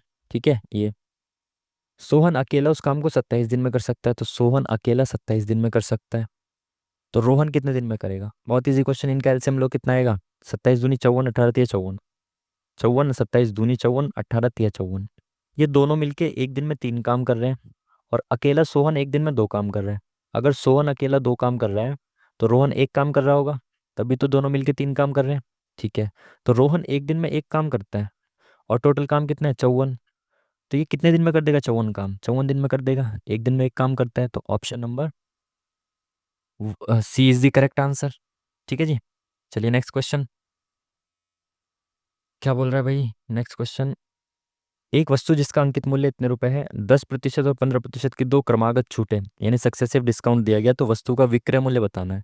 पहले 10% फिर 15%, तो ये 2.5 1.5 आ जाएगा। तो सक्सेसिव मत लगाओ, डायरेक्ट कर दो, क्योंकि ये वैल्यू ईजी है, 1000। तो 1000 में पहले 10% का डिस्काउंट दिया तो वो कितने की हो गई? 900 की। अब 900 रुपये में 15% का भी डिस्काउंट दिया, तो 10% हो गया 90, और 5% हो गया 45। तो डिस्काउंट कितने का दिया? 135 का। तो 700 800, तो 765, इतने रुपए की वो चीज़ आ गई, दो डिस्काउंट देने के बाद। ठीक है जी, ये तो आप निकाल ही लोगे इजी तरीके से बहुत। इसने क्या बोल दिया अब? चतुर्थ अनुपातिक, यानी कि फोर्थ प्रोपोर्शनल बताना है आपको, फोर्थ प्रोपोर्शनल। तो आपको पता है फोर्थ प्रोपोर्शनल क्या होता है? ये अपॉन में ये बराबर ये अपॉन में ये होता है। तो 11.6 अपॉन में 9.2 इज इक्वल टू हो जाएगा 32.8 अपॉन में फोर्थ प्रोपोर्शनल डी। ठीक है, एक के बाद पॉइंट है खत्म, एक के बाद पॉइंट है खत्म। तो ये आ गया 116 अपॉन में 92। और यहाँ पे भी एक के बाद पॉइंट, अगर नीचे वाले में भी मैं एक के बाद पॉइंट मानूं तो इसको खत्म कर सकता हूँ। ठीक है, तो नीचे एक के बाद पॉइंट रहा होगा, मैं ऐसा मान के चल रहा हूँ। ठीक है, तो ये डी इधर आ जाएगा, यहाँ पे डी आ गया इधर, कलर बदलता हुआ ना, ये डी इधर आ गया। ठीक है, तो ये 92 इधर चला गया, तो ये 32 8 इंटू 92। ठीक है, अपॉन में ये 116 यहाँ पे इंटू में, तो 116 नीचे आ गया। ठीक है, तो डी की वैल्यू ये आएगी। अब निकालें कैसे? 4 से कट रहा है, 4 दूनी 8, 4 नी 36, 4 अट्ठे 32, 4 दूनी 8। अब इसको 29 से डिवाइड करना है। तो भाई टाइम मत खराब करो, सीधा इंटू करो, बेफिजूल में आप डिजिटल सम वम पे मत पड़ो, सीधा करो। 2 दूनी 4, 2 नी 18, 8 दूनी 16, 8 नी 72, 1 73। तो ये कितना आ गया? 4 8 6 14, 1, ये 72 1 73 आया ना। 3 1 4 1 5, ये आ गया 75 44, ये आ गया 75 44। ठीक है, इसको डिवाइड करना है किससे? 29 से। सही आया ना? 2 दिन 4 18, 8 दूनी 16, 1 8 नी 72 73, 4 14 5। ठीक है, इसको 29 से डिवाइड करना है तो कितना आएगा? 29 3 तिया 9, तो दूनी के आसपास जाएगा ये, तो 29 दूनी 58। ठीक है, 15 में से 8 गया 7, 6 में से 1 गया ये, 6 में से 5 गया 1, और यहाँ पे बचा 4। तो ये कितनी बार में कटेगा इससे? 2 निम 18, 2 निम 18, सॉरी 2 निम 18 कह रहा हूँ, 3 छिक 18, 3 छिक 18, 6 निम 54, 5 6 दूनी 12 और 5 17। बिल्कुल, ये कितने से कट गया? 6 बार में। तो ये 6 बार में चला गया पूरा पूरा। तो अप्रोक्स 26.1, पॉइंट भी तो लगाना है, 26.0 के आसपास आएगा ये वाला। ऑप्शन कौन सा है? डी ही इसमें लग रहा है। ठीक है, फोर प्रोपोर्शनल क्या होता है? ये दो का रेशियो बराबर बाकी के दो का रेशियो। ठीक है, प्रोपोर्शन में होता है रेशियो। चलिए इसको करते हैं, एक और एक दो हो गया आंसर। आपको पता है साइन साइन 90 माइनस थीटा होता है कॉस थीटा। तो 90 माइनस थीटा यहाँ पे कितना आ जाएगा? कॉस 36 आ जाएगा ऊपर, और नीचे भी कॉस 36 आ गया, काट के एक आ जाएगा। ऐसे ही सेक जो होता है, सेक 90 माइनस थीटा बराबर होता है कॉसेक थीटा। तो यहाँ पे कॉसेक 44 आ जाएगा, नीचे भी तो काट के एक एक दो आ जाएगा। Option number third is the correct answer, C. चलिए जल्दी से आगे बढ़ते हैं ना, टाइम ज़्यादा ले लिया मैंने समझाने में। राम ने समान राम ने समान दुकान से समान गुणवत्ता के कुछ आम और संतरे खरीदने के लिए श्याम द्वारा खर्च की गई राशि का 2/3 खर्च किया। तो राम और श्याम, राम ने कितना खर्च किया? शाम का 2/3। तो श्याम ने अगर 3 खर्च किए हैं तो राम ने 2 रुपये खर्च किए हैं। राम ने 2 आम, तो राम ने 2 आम लिए, प्लस 8 संतरे लिए, और कितने रुपए के हैं टोटल? 2 रुपए के। ठीक है, श्याम ने 7 आम प्लस 3 संतरे, कितने के लिए टोटल? 3 रुपए के। बोला क्या निम्न में से कौन सा सही है? संतरे की कीमत, आम की कीमत। तो एक बार निकाल लेते हैं। तो इसको भाई इक्वेशन से सॉल्व करो, टाइम खराब मत करो। इक्वेशन सॉल्व करेंगे तो ऊपर इंटू 7 करना पड़ेगा और नीचे इंटू 2 करना पड़ेगा। तो ये 14 ये बन जाएगा, तो कट जाएगा। ठीक है, एक बार काटते हैं कलर चेंज करके। 2 सत्ते 14, तो 14A प्लस 8 सत्ते 56S बराबर 7 दूनी 14। यहाँ पे क्या आ गया? 7 दूनी 14A प्लस 3 दूनी 6S बराबर 3 दूनी 6। तो इसको काट दो, माइनस माइनस माइनस, ये खत्म। इसमें बचा 50S बराबर 14 में 6 गया 8। तो S की कीमत कितने आ गई? 8/50, मतलब दो 2 चौक 8, 4/25। तो संतरे की कीमत आ गई 4/25। तो किसी भी एक इक्वेशन में रख देंगे तो आम की कीमत आ जाएगी। फिर से कलर चेंज करते हैं, तो इसमें कीमत रखने की कोशिश करते हैं। संतरे की कीमत आई 4/5, तो 2A प्लस 8 गुणा 4/25 बराबर 2। ठीक है, इस इक्वेशन में मैं S का मान रख रहा हूँ। तो ये कितना आ गया? 32/25, इधर जाके माइनस हो जाएगा 32/25। ठीक है, ये कितना आ गया? 25 दूनी 50, 50 में 32 गया कितना? 18/25।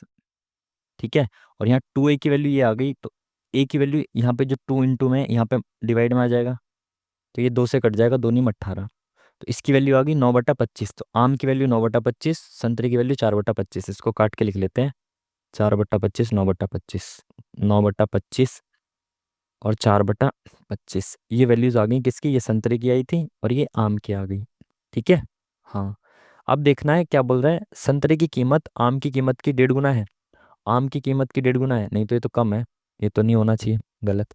संतरे की कीमत आम की तुलना में अधिक है, संतरे की कीमत कम है ना आम से, तो ये भी गलत है। आम और संतरे की कीमत समान है, बिल्कुल गलत है। आम की कीमत संतरे की कीमत के दुगने से अधिक है, आम की कीमत संतरे की कीमत के दुगने से अधिक है, बिल्कुल 8 से अधिक है, बिल्कुल सही है। तो option number D is the correct answer. Next question की तरफ बढ़ते हैं जल्दी जल्दी से, टाइम कम बच रहा है। कस्बे की जनसंख्या, वर्तमान जनसंख्या इतनी है, यदि 6% की दर से प्रति वर्ष संयोजित होकर बढ़ रही है तो 2 वर्ष बाद, ओम भोले शंकर, 2 वर्ष बाद कस्बे की जनसंख्या कितनी होगी, ये पूछ रहा है। 6% बढ़ रही है, देखो आप बेसिक से भी कर सकते हो। मैंने माना है कि आज इतनी जनसंख्या है और ये 6 वर्ष 6% बढ़ गई तो 106% हो गई, फिर 6% बढ़ गई तो 106% हो गई, ऐसे भी कर सकते हो।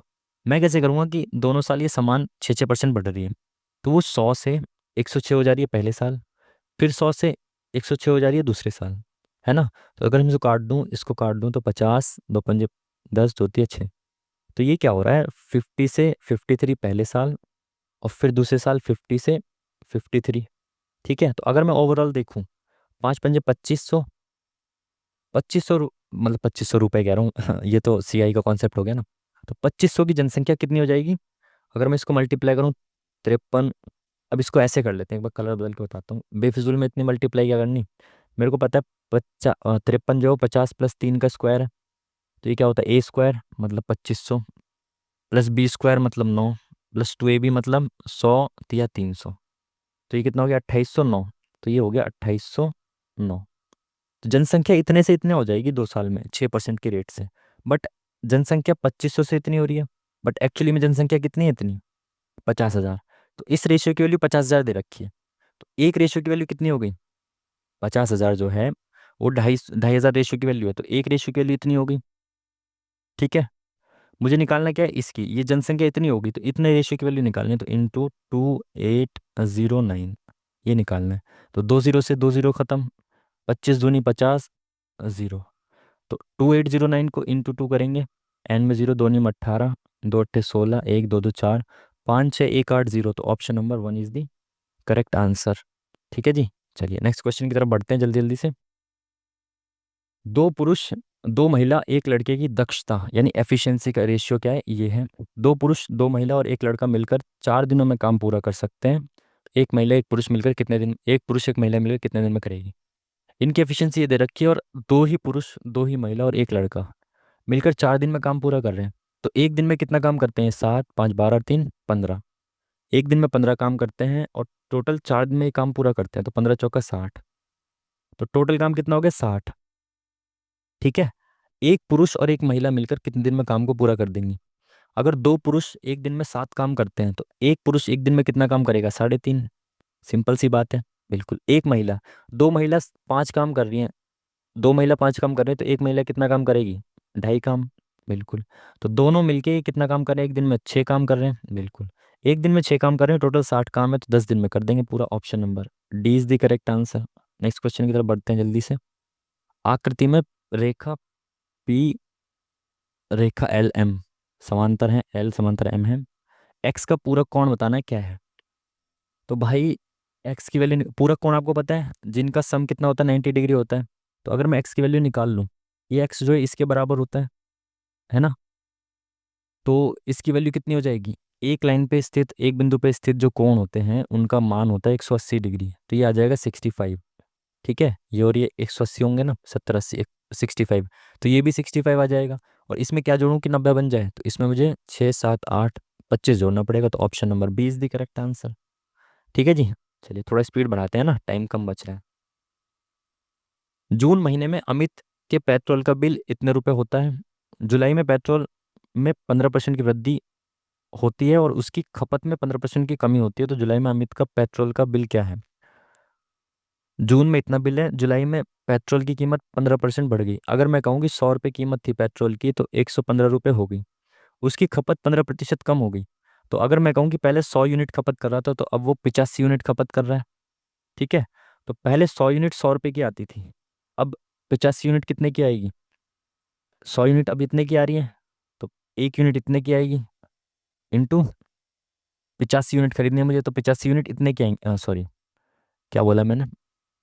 खपत 15% कम कर दी, तो खपत अब वो 85 यूनिट्स की कर रहा है। ठीक है। तो 85 यूनिट्स की खपत, एक सेकेंड, ये मैंने गलत लिख दिया यहाँ पे, कलर बदलता हूँ इसका। तो 85 यूनिट्स की जो खपत कर रहा है वो अब वो खपत 15% उसने कम कर दी है।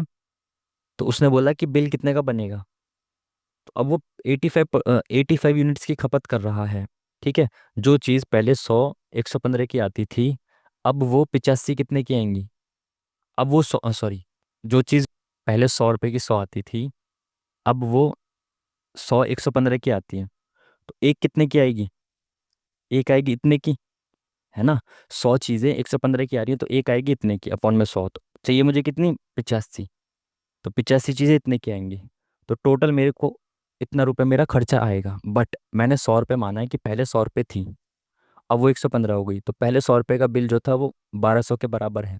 आप मेरी बात को समझ पा रहे हो? मैंने माना कि पहले 100 रुपये की चीज़ मैं खरीदता था 100 यूनिट, अब वो 15% बढ़ गया, तो 115 रुपये की होगी। अब मुझे उसकी खपत 15% कम करनी है। मैं पहले 100 यूनिट खपत करता था, अब मुझे 15% कम करनी है, तो मतलब 85 यूनिट की खपत करूंगा। 100 यूनिट पहले 100 रुपये की आती थी, बट अब 100 यूनिट 115 की आ रही हैं, तो 85 यूनिट कितने की आएगी? 100 यूनिट 115 की है, तो एक यूनिट 115/100 की, इंटू 85, 85 कर दिया, तो ये 85 यूनिट्स का मेरे को प्राइस मिल गया। ठीक है। बट मैंने 100 रुपये का माना है खर्चा, बट एक्चुअली में तो 1200 का है, तो एक यूनिट की वैल्यू 12 है। आप समझ पा रहे हो? मैंने 100 यूनिट खर्चा माना है, तो एक यूनिट की वैल्यू 12 है एक्चुअली में।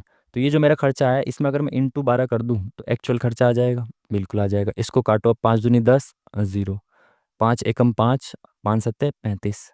इसको काटेंगे, 5 चौक 20, 5 दूनी 10, 5 तिया 15, 4 से गए 3 बार, 4 तिया 12, 17 तिया 51, और 51 की गुणा 23 से करेंगे, कितना आएगा? 23 एकम 23, 3 से काट दें, 3 पंजे 15, और 2 10, तो कितना आ गया? 1 7 1 1 1 1 7, सॉरी 3 आएगा ना एंड में। क्या कर रहा हूँ मैं? 3 एकम 3, 3 पंजे 15, 3, 5 और 2 7, 1 1 7 3। Option number D is the correct answer. Time कम बच रहा है, इसलिए अगर आपको समझ में नहीं आया तो आप वीडियो को आगे पीछे करके देख सकते हो। ठीक है। चलिए आगे बढ़ते हैं जल्दी से। 2500 के 45% का 20% ए है, 900 के 20% का 30% बी है, ए के 20% के 20% का मान बताना है। पहले ए और बी की वैल्यू निकाल लेते हैं। 2500 के 45% का 20% मतलब 1/5। ठीक है। तो अगर मैं इसको काटूं 2 0 से, तो ये दो जीरो खत्म, 5 निम 45, तो ये कितना आ गया 25 निम्मा। तो ए की वैल्यू आ गई 225। ठीक है। बी क्या है 900 का 20% मतलब 1/5 का 30% मतलब 3/10। तो 1 0 से ये 1 0 खत्म। ठीक है, 5 से 5 एकम 5 अट्ठे 40। ठीक है, तो 18 तिया 54। बी की वैल्यू आ गई 54। ठीक है, अब कलर बदलते हैं। पूछा क्या इसने,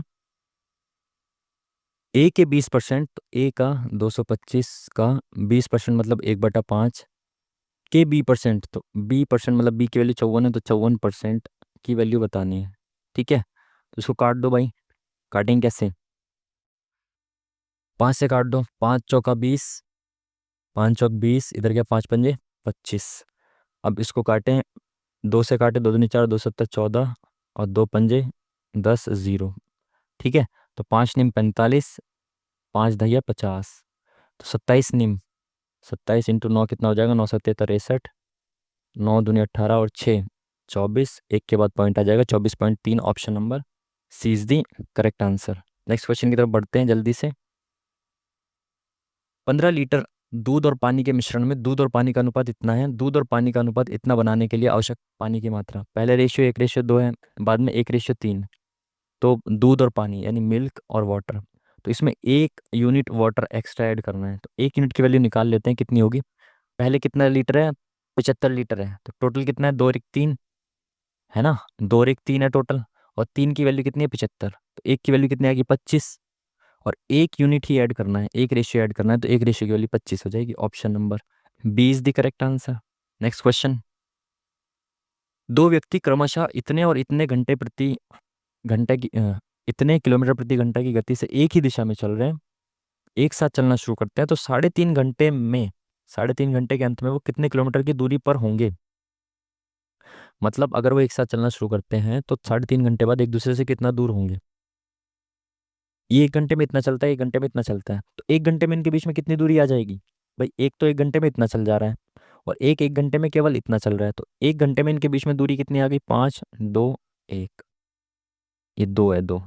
ठीक है, तो 1 घंटे में ये एक दूसरे से 1.25 किलोमीटर दूर हो जाते हैं। कितने घंटे में निकालना है, 3.5 घंटे में। तो देखो 3 घंटे में कितना दूर हो जाएंगे, 25 × 3 = 75, 3.75। ठीक है, तो 3 घंटे में इतना दूर, आधे घंटे में कितना दूर हो जाएंगे, तो 1 घंटे में इतना हो रहे हैं, तो आधे घंटे में 2 से डिवाइड करेंगे कितना आएगा, 2 × 6 = 12.6, 2 दूनी 4, 2 पंजे 10, आधे घंटे में वो इतना दूर हो जाते हैं। तो टोटल कितना हो गया, 5 7 13 4, 4.375। Option number 1 is the correct answer. ठीक है जी, चलिए नेक्स्ट क्वेश्चन की तरफ चलते हैं जल्दी जल्दी से। ये क्या दे दिया भाई, 6 3a + b, ये इसकी पावर ये वैल्यूज भी इसकी इसमें, तो एक बार इसको 6 की पावर में कन्वर्ट करके देखें कि ये 6 की पावर 2 हो जाएगी, तो 2a बिल्कुल ये हो सकता है ना। 6 की पावर 3a + 2 है ये, 3a + 2। इसको 6 की पावर में कन्वर्ट करें तो 6 दूनी 12, 6 × 6 = 36, तो 6 × मतलब 6 की पावर 4 हो गई। ये 6 की पावर 4 इंटू 6 की पावर 4 की पावर a/4, तो 4 से 4 कट गया, तो 6 की पावर a हो गई। अपॉन में 6 की पावर 2a, 36 को मैं 2 लिख सकता हूँ 6 की पावर 2, तो ये भी 2a हो गया। तो 6 की पावर 2a, 6 की पावर 2a, आपको पता है a⁻m इंटू a⁻n बराबर होता है a⁻m + n। ठीक है, तो ये 6 की पावर 4a हो जाएगा। ठीक है, ऊपर क्या क्या सीन है, यहाँ पे 6 की पावर a है और यहाँ पे 6 की पावर 3a + 2 है, ऊपर भी ये हो जाएगा, ये पावर्स जुड़ जाएंगी, ये 3a + a 4a + 2 हो गया। तो एक बार कलर चेंज करके लिख देता हूँ, तो ऊपर हो गया 6 की पावर, ये वाली पावर और ये वाली पावर जुड़ जाएगी ना, तो 3 और 1 4a हो गया, 4a + 2 अपॉन में 6 की पावर 4a। तो आपको पता है जब डिवाइड होता है, यहाँ पे सेम चीज़ में डिवाइड होता है तो पावर माइनस हो जाती है। तो 6 की पावर कितनी हो जाएगी, 4a + 2 - 4a। ठीक है, ऊपर नीचे की पावर माइनस हो जाएगी, तो 4a से 4a कट गया, 6 की पावर 2 मतलब 36। Option number C is the correct answer. अच्छा क्वेश्चन था ये। एक माँ की एक माँ अपनी माँ की कह रहा हूँ, एक माँ अपनी बेटी से 4 गुना बड़ी है, पिता अपनी बेटी से 5 गुना बड़ा है। एक माँ अपनी बेटी से, अगर बेटी x है तो माँ बेटी से 4 गुना बड़ी है, 4x है। पिता अपनी बेटी से 5 गुना बड़ा है, तो पिता बेटी से 5 गुना बड़ा है। ठीक है। माता और पिता की आयु का योग 135 है, तो इन दोनों का सम जो है वो कितना है, 9x बराबर 135 दे रखा है। तो एक एक्स की वैल्यू कितनी आ गई, 15 निम्न 135। एक्स की वैल्यू 15 आ गई। पूछा गया है बेटी की आयु, तो बेटी एक्स है तो 15 आ गई। Option number B is the correct answer. चलिए नेक्स्ट क्वेश्चन की तरफ बढ़ते हैं जल्दी जल्दी से। जून के महीने में निखिल पहले 10 दिनों का औसत व्यय इतना होता है, एक्सपेंडिचर एवरेज इतना होता है। प्रत्येक 10 दिन बाद उसका औसत व्यय 15 रुपये कम होता जाता है। अगर वो इतने रुपए कमाता है महीने में तो उसकी बचत बतानी है। पहले 10 दिन में इतना एवरेज खर्च करता है, तो भाई पहले 10 दिन में वो कितना खर्च कर रहा है टोटल, 700 × 10। ठीक है। तो कितना कर रहा है, 7,000। ठीक है। प्रत्येक 10 दिन बाद उसका एवरेज जो खर्चा है वो 15 रुपये कम हो गया, तो अगले 10 दिन में वो कितना खर्चा करेगा। एवरेज खर्चा 700 था पहले, तो अब कितना कम हो गया, 685 हो गया अब। और 10 दिन तक अभी कितना खर्चा कर रहा है, 685 इंटू 0, इतना खर्चा कर रहा है अब वो। फिर अगले 10 दिन में, तो जून का महीना कितने का होता है, 30 का ही होता है ना, हाँ। तो अगले 10 दिन में फिर से इसका एवरेज खर्चा 15 कम हो गया, तो अब कितना कर दिया इसने, 660, नहीं 670, सॉरी 80 85। ठीक है। तो 6700, तो 0 5, एक सेकेंड ये इधर है ना 5। ठीक है। 8 7 15, 1 14 7 21 और 20, तो 20,550 और टोटल 23,000 रुपये कमा रहा है। तो बचत कितनी हो गई, 22 23 2,000 और 450, 2,000 450 ये रहा। Option number 1 is the correct answer. Next question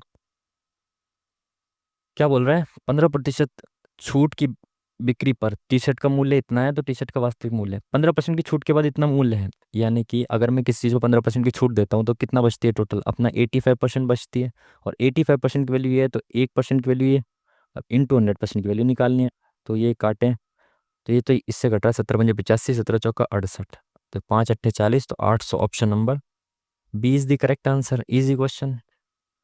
किसी निश्चित धनराशि पर अर्धवार्षिक रूप से संयोजित 1 वर्ष के चक्रवृद्धि ब्याज और 1 वर्ष के साधारण ब्याज के बीच का अंतर इतना है, दोनों स्थितियों में ब्याज की दर इतनी है। तो ये सीआई और एसआई का अंतर दे रखा है, सीआई एसआई का अंतर दे रखा है। बट एक धनराशि पर अर्धवार्षिक रूप से संयोजित 1 वर्ष का चक्रवृद्धि ब्याज, तो भाई अर्धवार्षिक रूप से होती है तो रेट तो आधा हो जाएगा 10%, और टाइम 1 साल का 2 साल हो जाएगा। और 1 साल का साधारण ब्याज, तो वो भी 2 साल में कन्वर्ट होगा, है ना, हाफ हाफ ईयर है। अर्धवार्षिक रूप से संयोजित हो रहा है ना, तो टाइम अर्धवार्षिक है तो टाइम कितना हो जाएगा, डबल। तो 1 साल दे रखा है तो 2 साल हो गया, रेट आधी हो जाएगी 10%। और 2 साल का सी आई एस आई का अंतर कितना दे रखा है, 200। आपको पता है कितना होता है सी आई एस आई का अंतर 2 साल का, R² / 100%। तो R² कितना है, 10। आर कितनी, 10, तो 10 का स्क्वायर 100/100%, कितना है, 200। तो 1% की वैल्यू 200 दे रखी है, तो 100% की वैल्यू कितनी हो जाएगी, 20,000। सिंपल। ये तो पूछा ना इसने, धनराशि कितनी 100% होती है धनराशि। इजी क्वेश्चन था ये भी। चलिए आगे चलते हैं जल्दी से। बोला क्या इसने, यदि वर्ष के दौरान व्यय कुल धनराशि इतनी है, तो निम्नलिखित में से किस मद पर व्यय की गई कुल राशि इतने रुपए के बराबर है। तो टोटल खर्चा इतना है, तो इतने के बराबर मतलब 50% है इसका ये। तो 50% का निकालना है, किस किस का 50% है, तो 50% निकालने में शिक्षा, शिक्षा कहाँ पे है, शिक्षा शिक्षा ये रही शिक्षा। और अन्य, अन्य कहाँ पे है, ये रहा अन्य। और बचत, बचत कहाँ पे है, बचत बचत ये रही। 50% हो रहा है क्या ये, नहीं 60% हो रहा है, तो ये नहीं होगा। परिवहन अन्य शिक्षा, परिवहन कहाँ पे है, ये रहा। अन्य कहाँ पर, परिवहन ये रहा। अन्य कहाँ पर है, अन्य अन्य अन्य ये रहा। और शिक्षा कहाँ पे है, शिक्षा शिक्षा शिक्षा ये रहा। ये 50% हो रहा है क्या, 25 30 40 50, बिल्कुल। Option number second is the correct answer. Next question क्या है, सेम ही क्वेश्चन है ये तो। एक दिन में 1,000 किलोग्राम सब्जियां बेची गई, तो बेचे गए टमाटर की संख्या कितनी है। 1,000 किलो बेची गई और टमाटर कितना प्रतिशत है, टमाटर कहाँ गए ये, 40% है, तो 1,000 का 40% 400 किलो। ये तो बहुत ईजी क्वेश्चन हो गया। चलिए टाइम हमारे पास बहुत कम बचता हुआ। ये तो शायद इसने सीक्वेंस ही दे दिया है ना, पहले रीजनिंग फिर मैथ्स, सब ये जीके जीएस आ गई। चलिए थाईपुसम ऑलरेडी एक उसमें आया हुआ मॉक में हमारे, ये होता है तमिलनाडु में। उस वक्त हमने इसको स्किप किया था, लाइव मॉक ही लगाया मैंने, तो उसमें आया था ये। बट उस वक्त नहीं पता था, बट नहीं पता था इसलिए अब हमें याद करना पड़ेगा ना उसको, जो चीज़ हमारी गलत होती है मॉक में। कौन सी योजना भारत सरकार की प्रधानमंत्री सहज बिजली घर हर घर योजना, स्वामित्व योजना, तो स्वामित्व से रिलेटेड है, सौभाग्य है बिजली से रिलेटेड, आयुष्मान भारत उससे रिलेटेड है, स्वास्थ्य से, स्मार्ट सिटीज तो शायद ये होनी चाहिए, आई थिंक, गेस कर रहे हैं ना। भाग 14 में अनुच्छेद डैश से डैश डैश तक संघ लोक सेवा आयोग, तो यूपीएससी के बारे में कहाँ है, आर्टिकल 315 में, और वहीं से शुरू होता है पार्ट नंबर 14। ठीक है, चलिए। उष्ण कटिबंधीय सदाबहार वनों के बारे में क्या सही है? इन वनों को उष्ण कटिबंधीय वर्षावन भी कहते हैं, बिल्कुल, सदाबहार वन भी कहते हैं, वर्षावन भी कहते हैं। सघन वन होते हैं ये बिल्कुल भूमध्य रेखा के पास उष्ण कटिबंध के करीब के क्षेत्र में, बिल्कुल सही, भूमध्य रेखा के पास पाए जाते हैं ये उष्ण कटिबंधीय वन, तो दोनों सही हैं इसमें। एक मुद्रा की कीमत दूसरे के संदर्भ में डैश के रूप में जानी जाती है, एक मुद्रा की कीमत दूसरे से क्या होती है, संदर्भ में होती है विनिमय। तो एक मुद्रा का दूसरे से क्या करते हैं, विनिमय करते हैं। लगभग 200 साल, 200 वर्ष के लिए 200 वर्ष के लिए उत्तरी प्राचीन भारत का कौन सा क्षेत्र सबसे महत्वपूर्ण महाजनपद था? महाजनपद सबसे महत्वपूर्ण भाई मगध ही था, सबसे ज्यादा इसको ही पढ़ते हैं सब लोग। अजंता में चट्टानों को काटकर बनाई गई कितनी गुफाएं और मंदिर हैं? यार एग्जैक्ट नंबर तो नहीं याद, बाद में देखते हैं इसको। अपनी शहरी योजना में वेटलैंड संरक्षण को एकीकृत करने के लिए वैश्विक वेटलैंड शहरों की सूची में किन दो भारतीय शहरों को जोड़ा गया? वेटलैंड्स, अब ये देखो मुझे पता नहीं है सच ही, बट वेटलैंड्स अगर देखा जाए तो देखो भाई, अहमदाबाद और कैलकाता, चंडीगढ़ में तो नहीं होने चाहिए, इंदौर में भी शायद नहीं हो, तो अगर मैं इसमें देखूं तो जयपुर तो भाई वेटलैंड नहीं होगा ना, क्योंकि राजस्थान में, तो शायद ये होना चाहिए, मैं गैस कर रहा हूँ, ठीक है, मुझे पता नहीं है, बाद में सही आंसर देख लेंगे, है ना। कौन एक प्रसिद्ध भरतनाट्यम नर्तक था जिसने भरतनाट्यम नामक एक नई शैली की रचना की? भरतनाट्यम ये ऑलरेडी आया हुआ पीवाईक्यू है ना, भरतनाट्यम पद्म सुब्रमण्यम थे शायद, आई थिंक है ना, बाकी देख लेंगे इसको। कश्मीर में कड़ाके की ठंड अर्थात चिल्लई कला, ये आपने न्यूज़ में बहुत बार पढ़ा होगा कि चिल्लई कला का जो टाइम पीरियड है वो शुरू हो चुका है, कड़ाके की ठंड कितने दिन पड़ती है? 40 दिन। कौन सा कथन सही है? गोदावरी सबसे बड़ी प्रायद्वीपीय नदी है, बिल्कुल सही। कावेरी की कुल लंबाई कितनी? कावेरी की लंबाई कुल तो भाई 1400 के समथिंग है ना, ये 1500 के समथिंग है, तो दूसरा गलत है, पहला सही है केवल। हम्म। न्यूनतम समर्थन मूल्य डैश की सिफारिशों पर लागू किया जाता है? कौन करता है? सीएसीपी इसकी सिफारिश करता है और आर्थिक मामलों की कैबिनेट समिति इसको लागू करती है। यूनेस्को की विश्व विरासत सूची में किस सांस्कृतिक स्थल को अंकित किया गया 89 में? लद्दाख शांति स्तूप, बोध गया में महाबोधि, सांची में बौद्ध स्मारक। सांची का स्तूप बहुत फेमस है तो शायद ये हो, I am not sure, but मैं इसको लगा के चल रहा हूँ, है ना, क्योंकि काफी फेमस है। 39 में हुमायूं ने शेरशाह के विरुद्ध किस स्थान पर युद्ध लड़ा था? भाई चौसा का युद्ध हुआ था हुमायूं और शेरशाह के बीच में, जिसको हुमायूं हार गया था, ठीक है, बाद में आया था फिर वो। सुंग वंश की स्थापना पुष्यमित्र सुंग। गौचा महोत्सव को लोकप्रिय रूप में व्रत महोत्सव के रूप में जाना जाता है, क्योंकि ये समय मनाया जाता है जहाँ हिंदू डैश मनाते हैं। गौचा शायद ये गौचा गौचा जो भी है ये दशहरा होता है, गौचा दशहरा शायद मैंने जो पढ़ा है, तो दशहरा रामनवमी के आसपास होता हो, I am not sure, but लगा रहे हैं, ठीक है। बैंकिंग प्रणाली के संदर्भ में एनपीए क्या होता है? नॉन परफॉर्मिंग एसेट, गैर निष्पादित संपत्तियां, नॉन नॉन परफॉर्मिंग एसेट। 1817 में किसने कई किस्तों की समानता के आधार पर 300 किया था, जिन्हें त्रिक, त्रिक किसने किया था? त्रिक त्रिक त्रिक का कौन था? मेंडलीव था, हेनरी मोस्ले था, त्रिक का शायद मोस्ले था ना, शायद, I am not sure, but लगा रहा हूँ, मुझे याद नहीं आ रहा, मैंने पढ़ा है ये क्वेश्चन, बट उड़ीसा में Utkarsh Odisha make in India conclave का उद्घाटन कहाँ किया गया है? मेक इन इंडिया उड़ीसा में, उड़ीसा में कटक भी है, कलिंगा भी है। कलिंगा काफी फेमस स्टेडियम है, सबसे बड़ा स्टेडियम है, शायद ये हो, but I am not sure, but मैं तुक्के मार रहा हूँ, है ना, कुछ कुछ क्वेश्चन में, क्योंकि लगाने पड़ेंगे। इंदिरा सागर बांध कहाँ पे है? भाई नर्मदा नदी पर है। एक कोशिका को डैश में रखा जाता है, कोशिका जल शुद्ध प्रवाह होगा, कोशिका के आयतन में कमी आएगी। भाई मुझे इसके बारे में नहीं पता। भारतीय परिषद अधिनियम को डैश के रूप में जाना था? 1909 को कहते हैं भाई पार्लियामेंट्री सुधार, और 1919 वाले को कहते हैं मॉन्टेग्यू चेम्सफोर्ड रिफॉर्म्स। आईसीसी महिला एक दिवसीय क्रिकेटर ऑफ द ईयर ताज किसको मिला है? पता नहीं, बट भाई हमें स्मृति मंदाना पसंद है तो इसको लगा के चल रहे हैं। धातु अधातु के संबंध के कौन सा कथन सही नहीं है? धात्विक ऑक्साइड अम्लीय प्रकृति के होते हैं, ये तो शायद क्षारीय होते हैं ना ऑक्साइड धातु के। अधात्विक ऑक्साइड अम्लीय होते हैं, तो ये शायद इंटरचेंज कर दिया, गलत हो गया, दोनों गलत हो गए। अधातु सदैव अम्लों के साथ अभिक्रिया करती हैं, सदैव, तो मेरे हिसाब से तो ये भी गलत होना चाहिए, तो कौन सा सही नहीं है? मेरे हिसाब से तीनों ही सही नहीं है। क्विचोटे क्विचोटे भाई सलमान रुश्दी रुश्दी की है, बहुत फेमस बुक है, काफी बार पूछी जा चुकी है। किस सुधार आंदोलन की स्थापना दयानंद सरस्वती ने 1875 में, दयानंद सरस्वती ने किसकी स्थापना की थी? आर्य समाज की।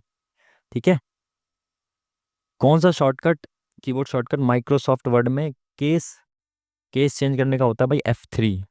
तो तीन ऑप्शन में तो शिफ्ट या कंट्रोल, शायद कंट्रोल प्लस F3 होता है शायद, आई एम नॉट श्योर, मैंने ये बट पढ़ा है F3 होता है ना केस चेंज का, तो देख लेंगे बाकी क्या है। जब जल एक द्रव से गैस में परिवर्तित होता है, हाइड्रोजन बंध को तोड़ने के लिए डैश में जाने वाली ऊर्जा ऊष्मा ऊर्जा की मात्रा की आवश्यकता होती है। एक द्रव से गैस में परिवर्तित होता है तो वाष्पीकरण की ऊष्मा होनी चाहिए आई थिंक, जब द्रव से गैस में परिवर्तित हो रहा है तो। 76वें गणतंत्र दिवस पूर्व संध्या किस पूर्व भारतीय हॉकी खिलाड़ी पद्म भूषण हॉकी खिलाड़ी PR श्रीजेश को दिया गया? इस बार ये काफी न्यूज में भी रहा। किस स्थान पर? महाबोधि मंदिर, बोध गया में। भारतीय गवर्नर जनरल कौन है जिन्होंने स्थायी बंदोबस्त की शुरुआत की थी? स्थायी बंदोबस्त 1793 के आसपास चार्ल्स कॉर्नवालिस, लॉर्ड कॉर्नवालिस। सूर्य चंद्रमा पृथ्वी की गुरुत्वाकर्षण स्थिति ऊर्जा में परिवर्तन को क्या कहते हैं? ज्वारीय ऊर्जा, ज्वारीय बल कहते हैं शायद, आई एम नॉट श्योर, देखते हैं। वंशानुक्रम मतलब इनहेरिटेंस की जो यूनिट है वो क्या होती है? जीन होती है शायद, है ना, जीन्स होती है ना। नीति आयोग द्वारा शुरू किए गए राजकोषीय स्वास्थ्य सूचकांक में किस राज्य की, इसको बाद में देखते हैं अभी। मास्टर ग्रंथि, किस ग्रंथि को मास्टर ग्रंथि कहा था? मास्टर ग्रंथि होती है पीयूष ग्रंथि। कौन सा पद फुटबॉल से संबंधित नहीं है? तो गोल भी है, गोलकीपर भी है, नहीं है पूछा है, तो दोनों में से कोई भी सही नहीं है, दोनों ही संबंधित हैं।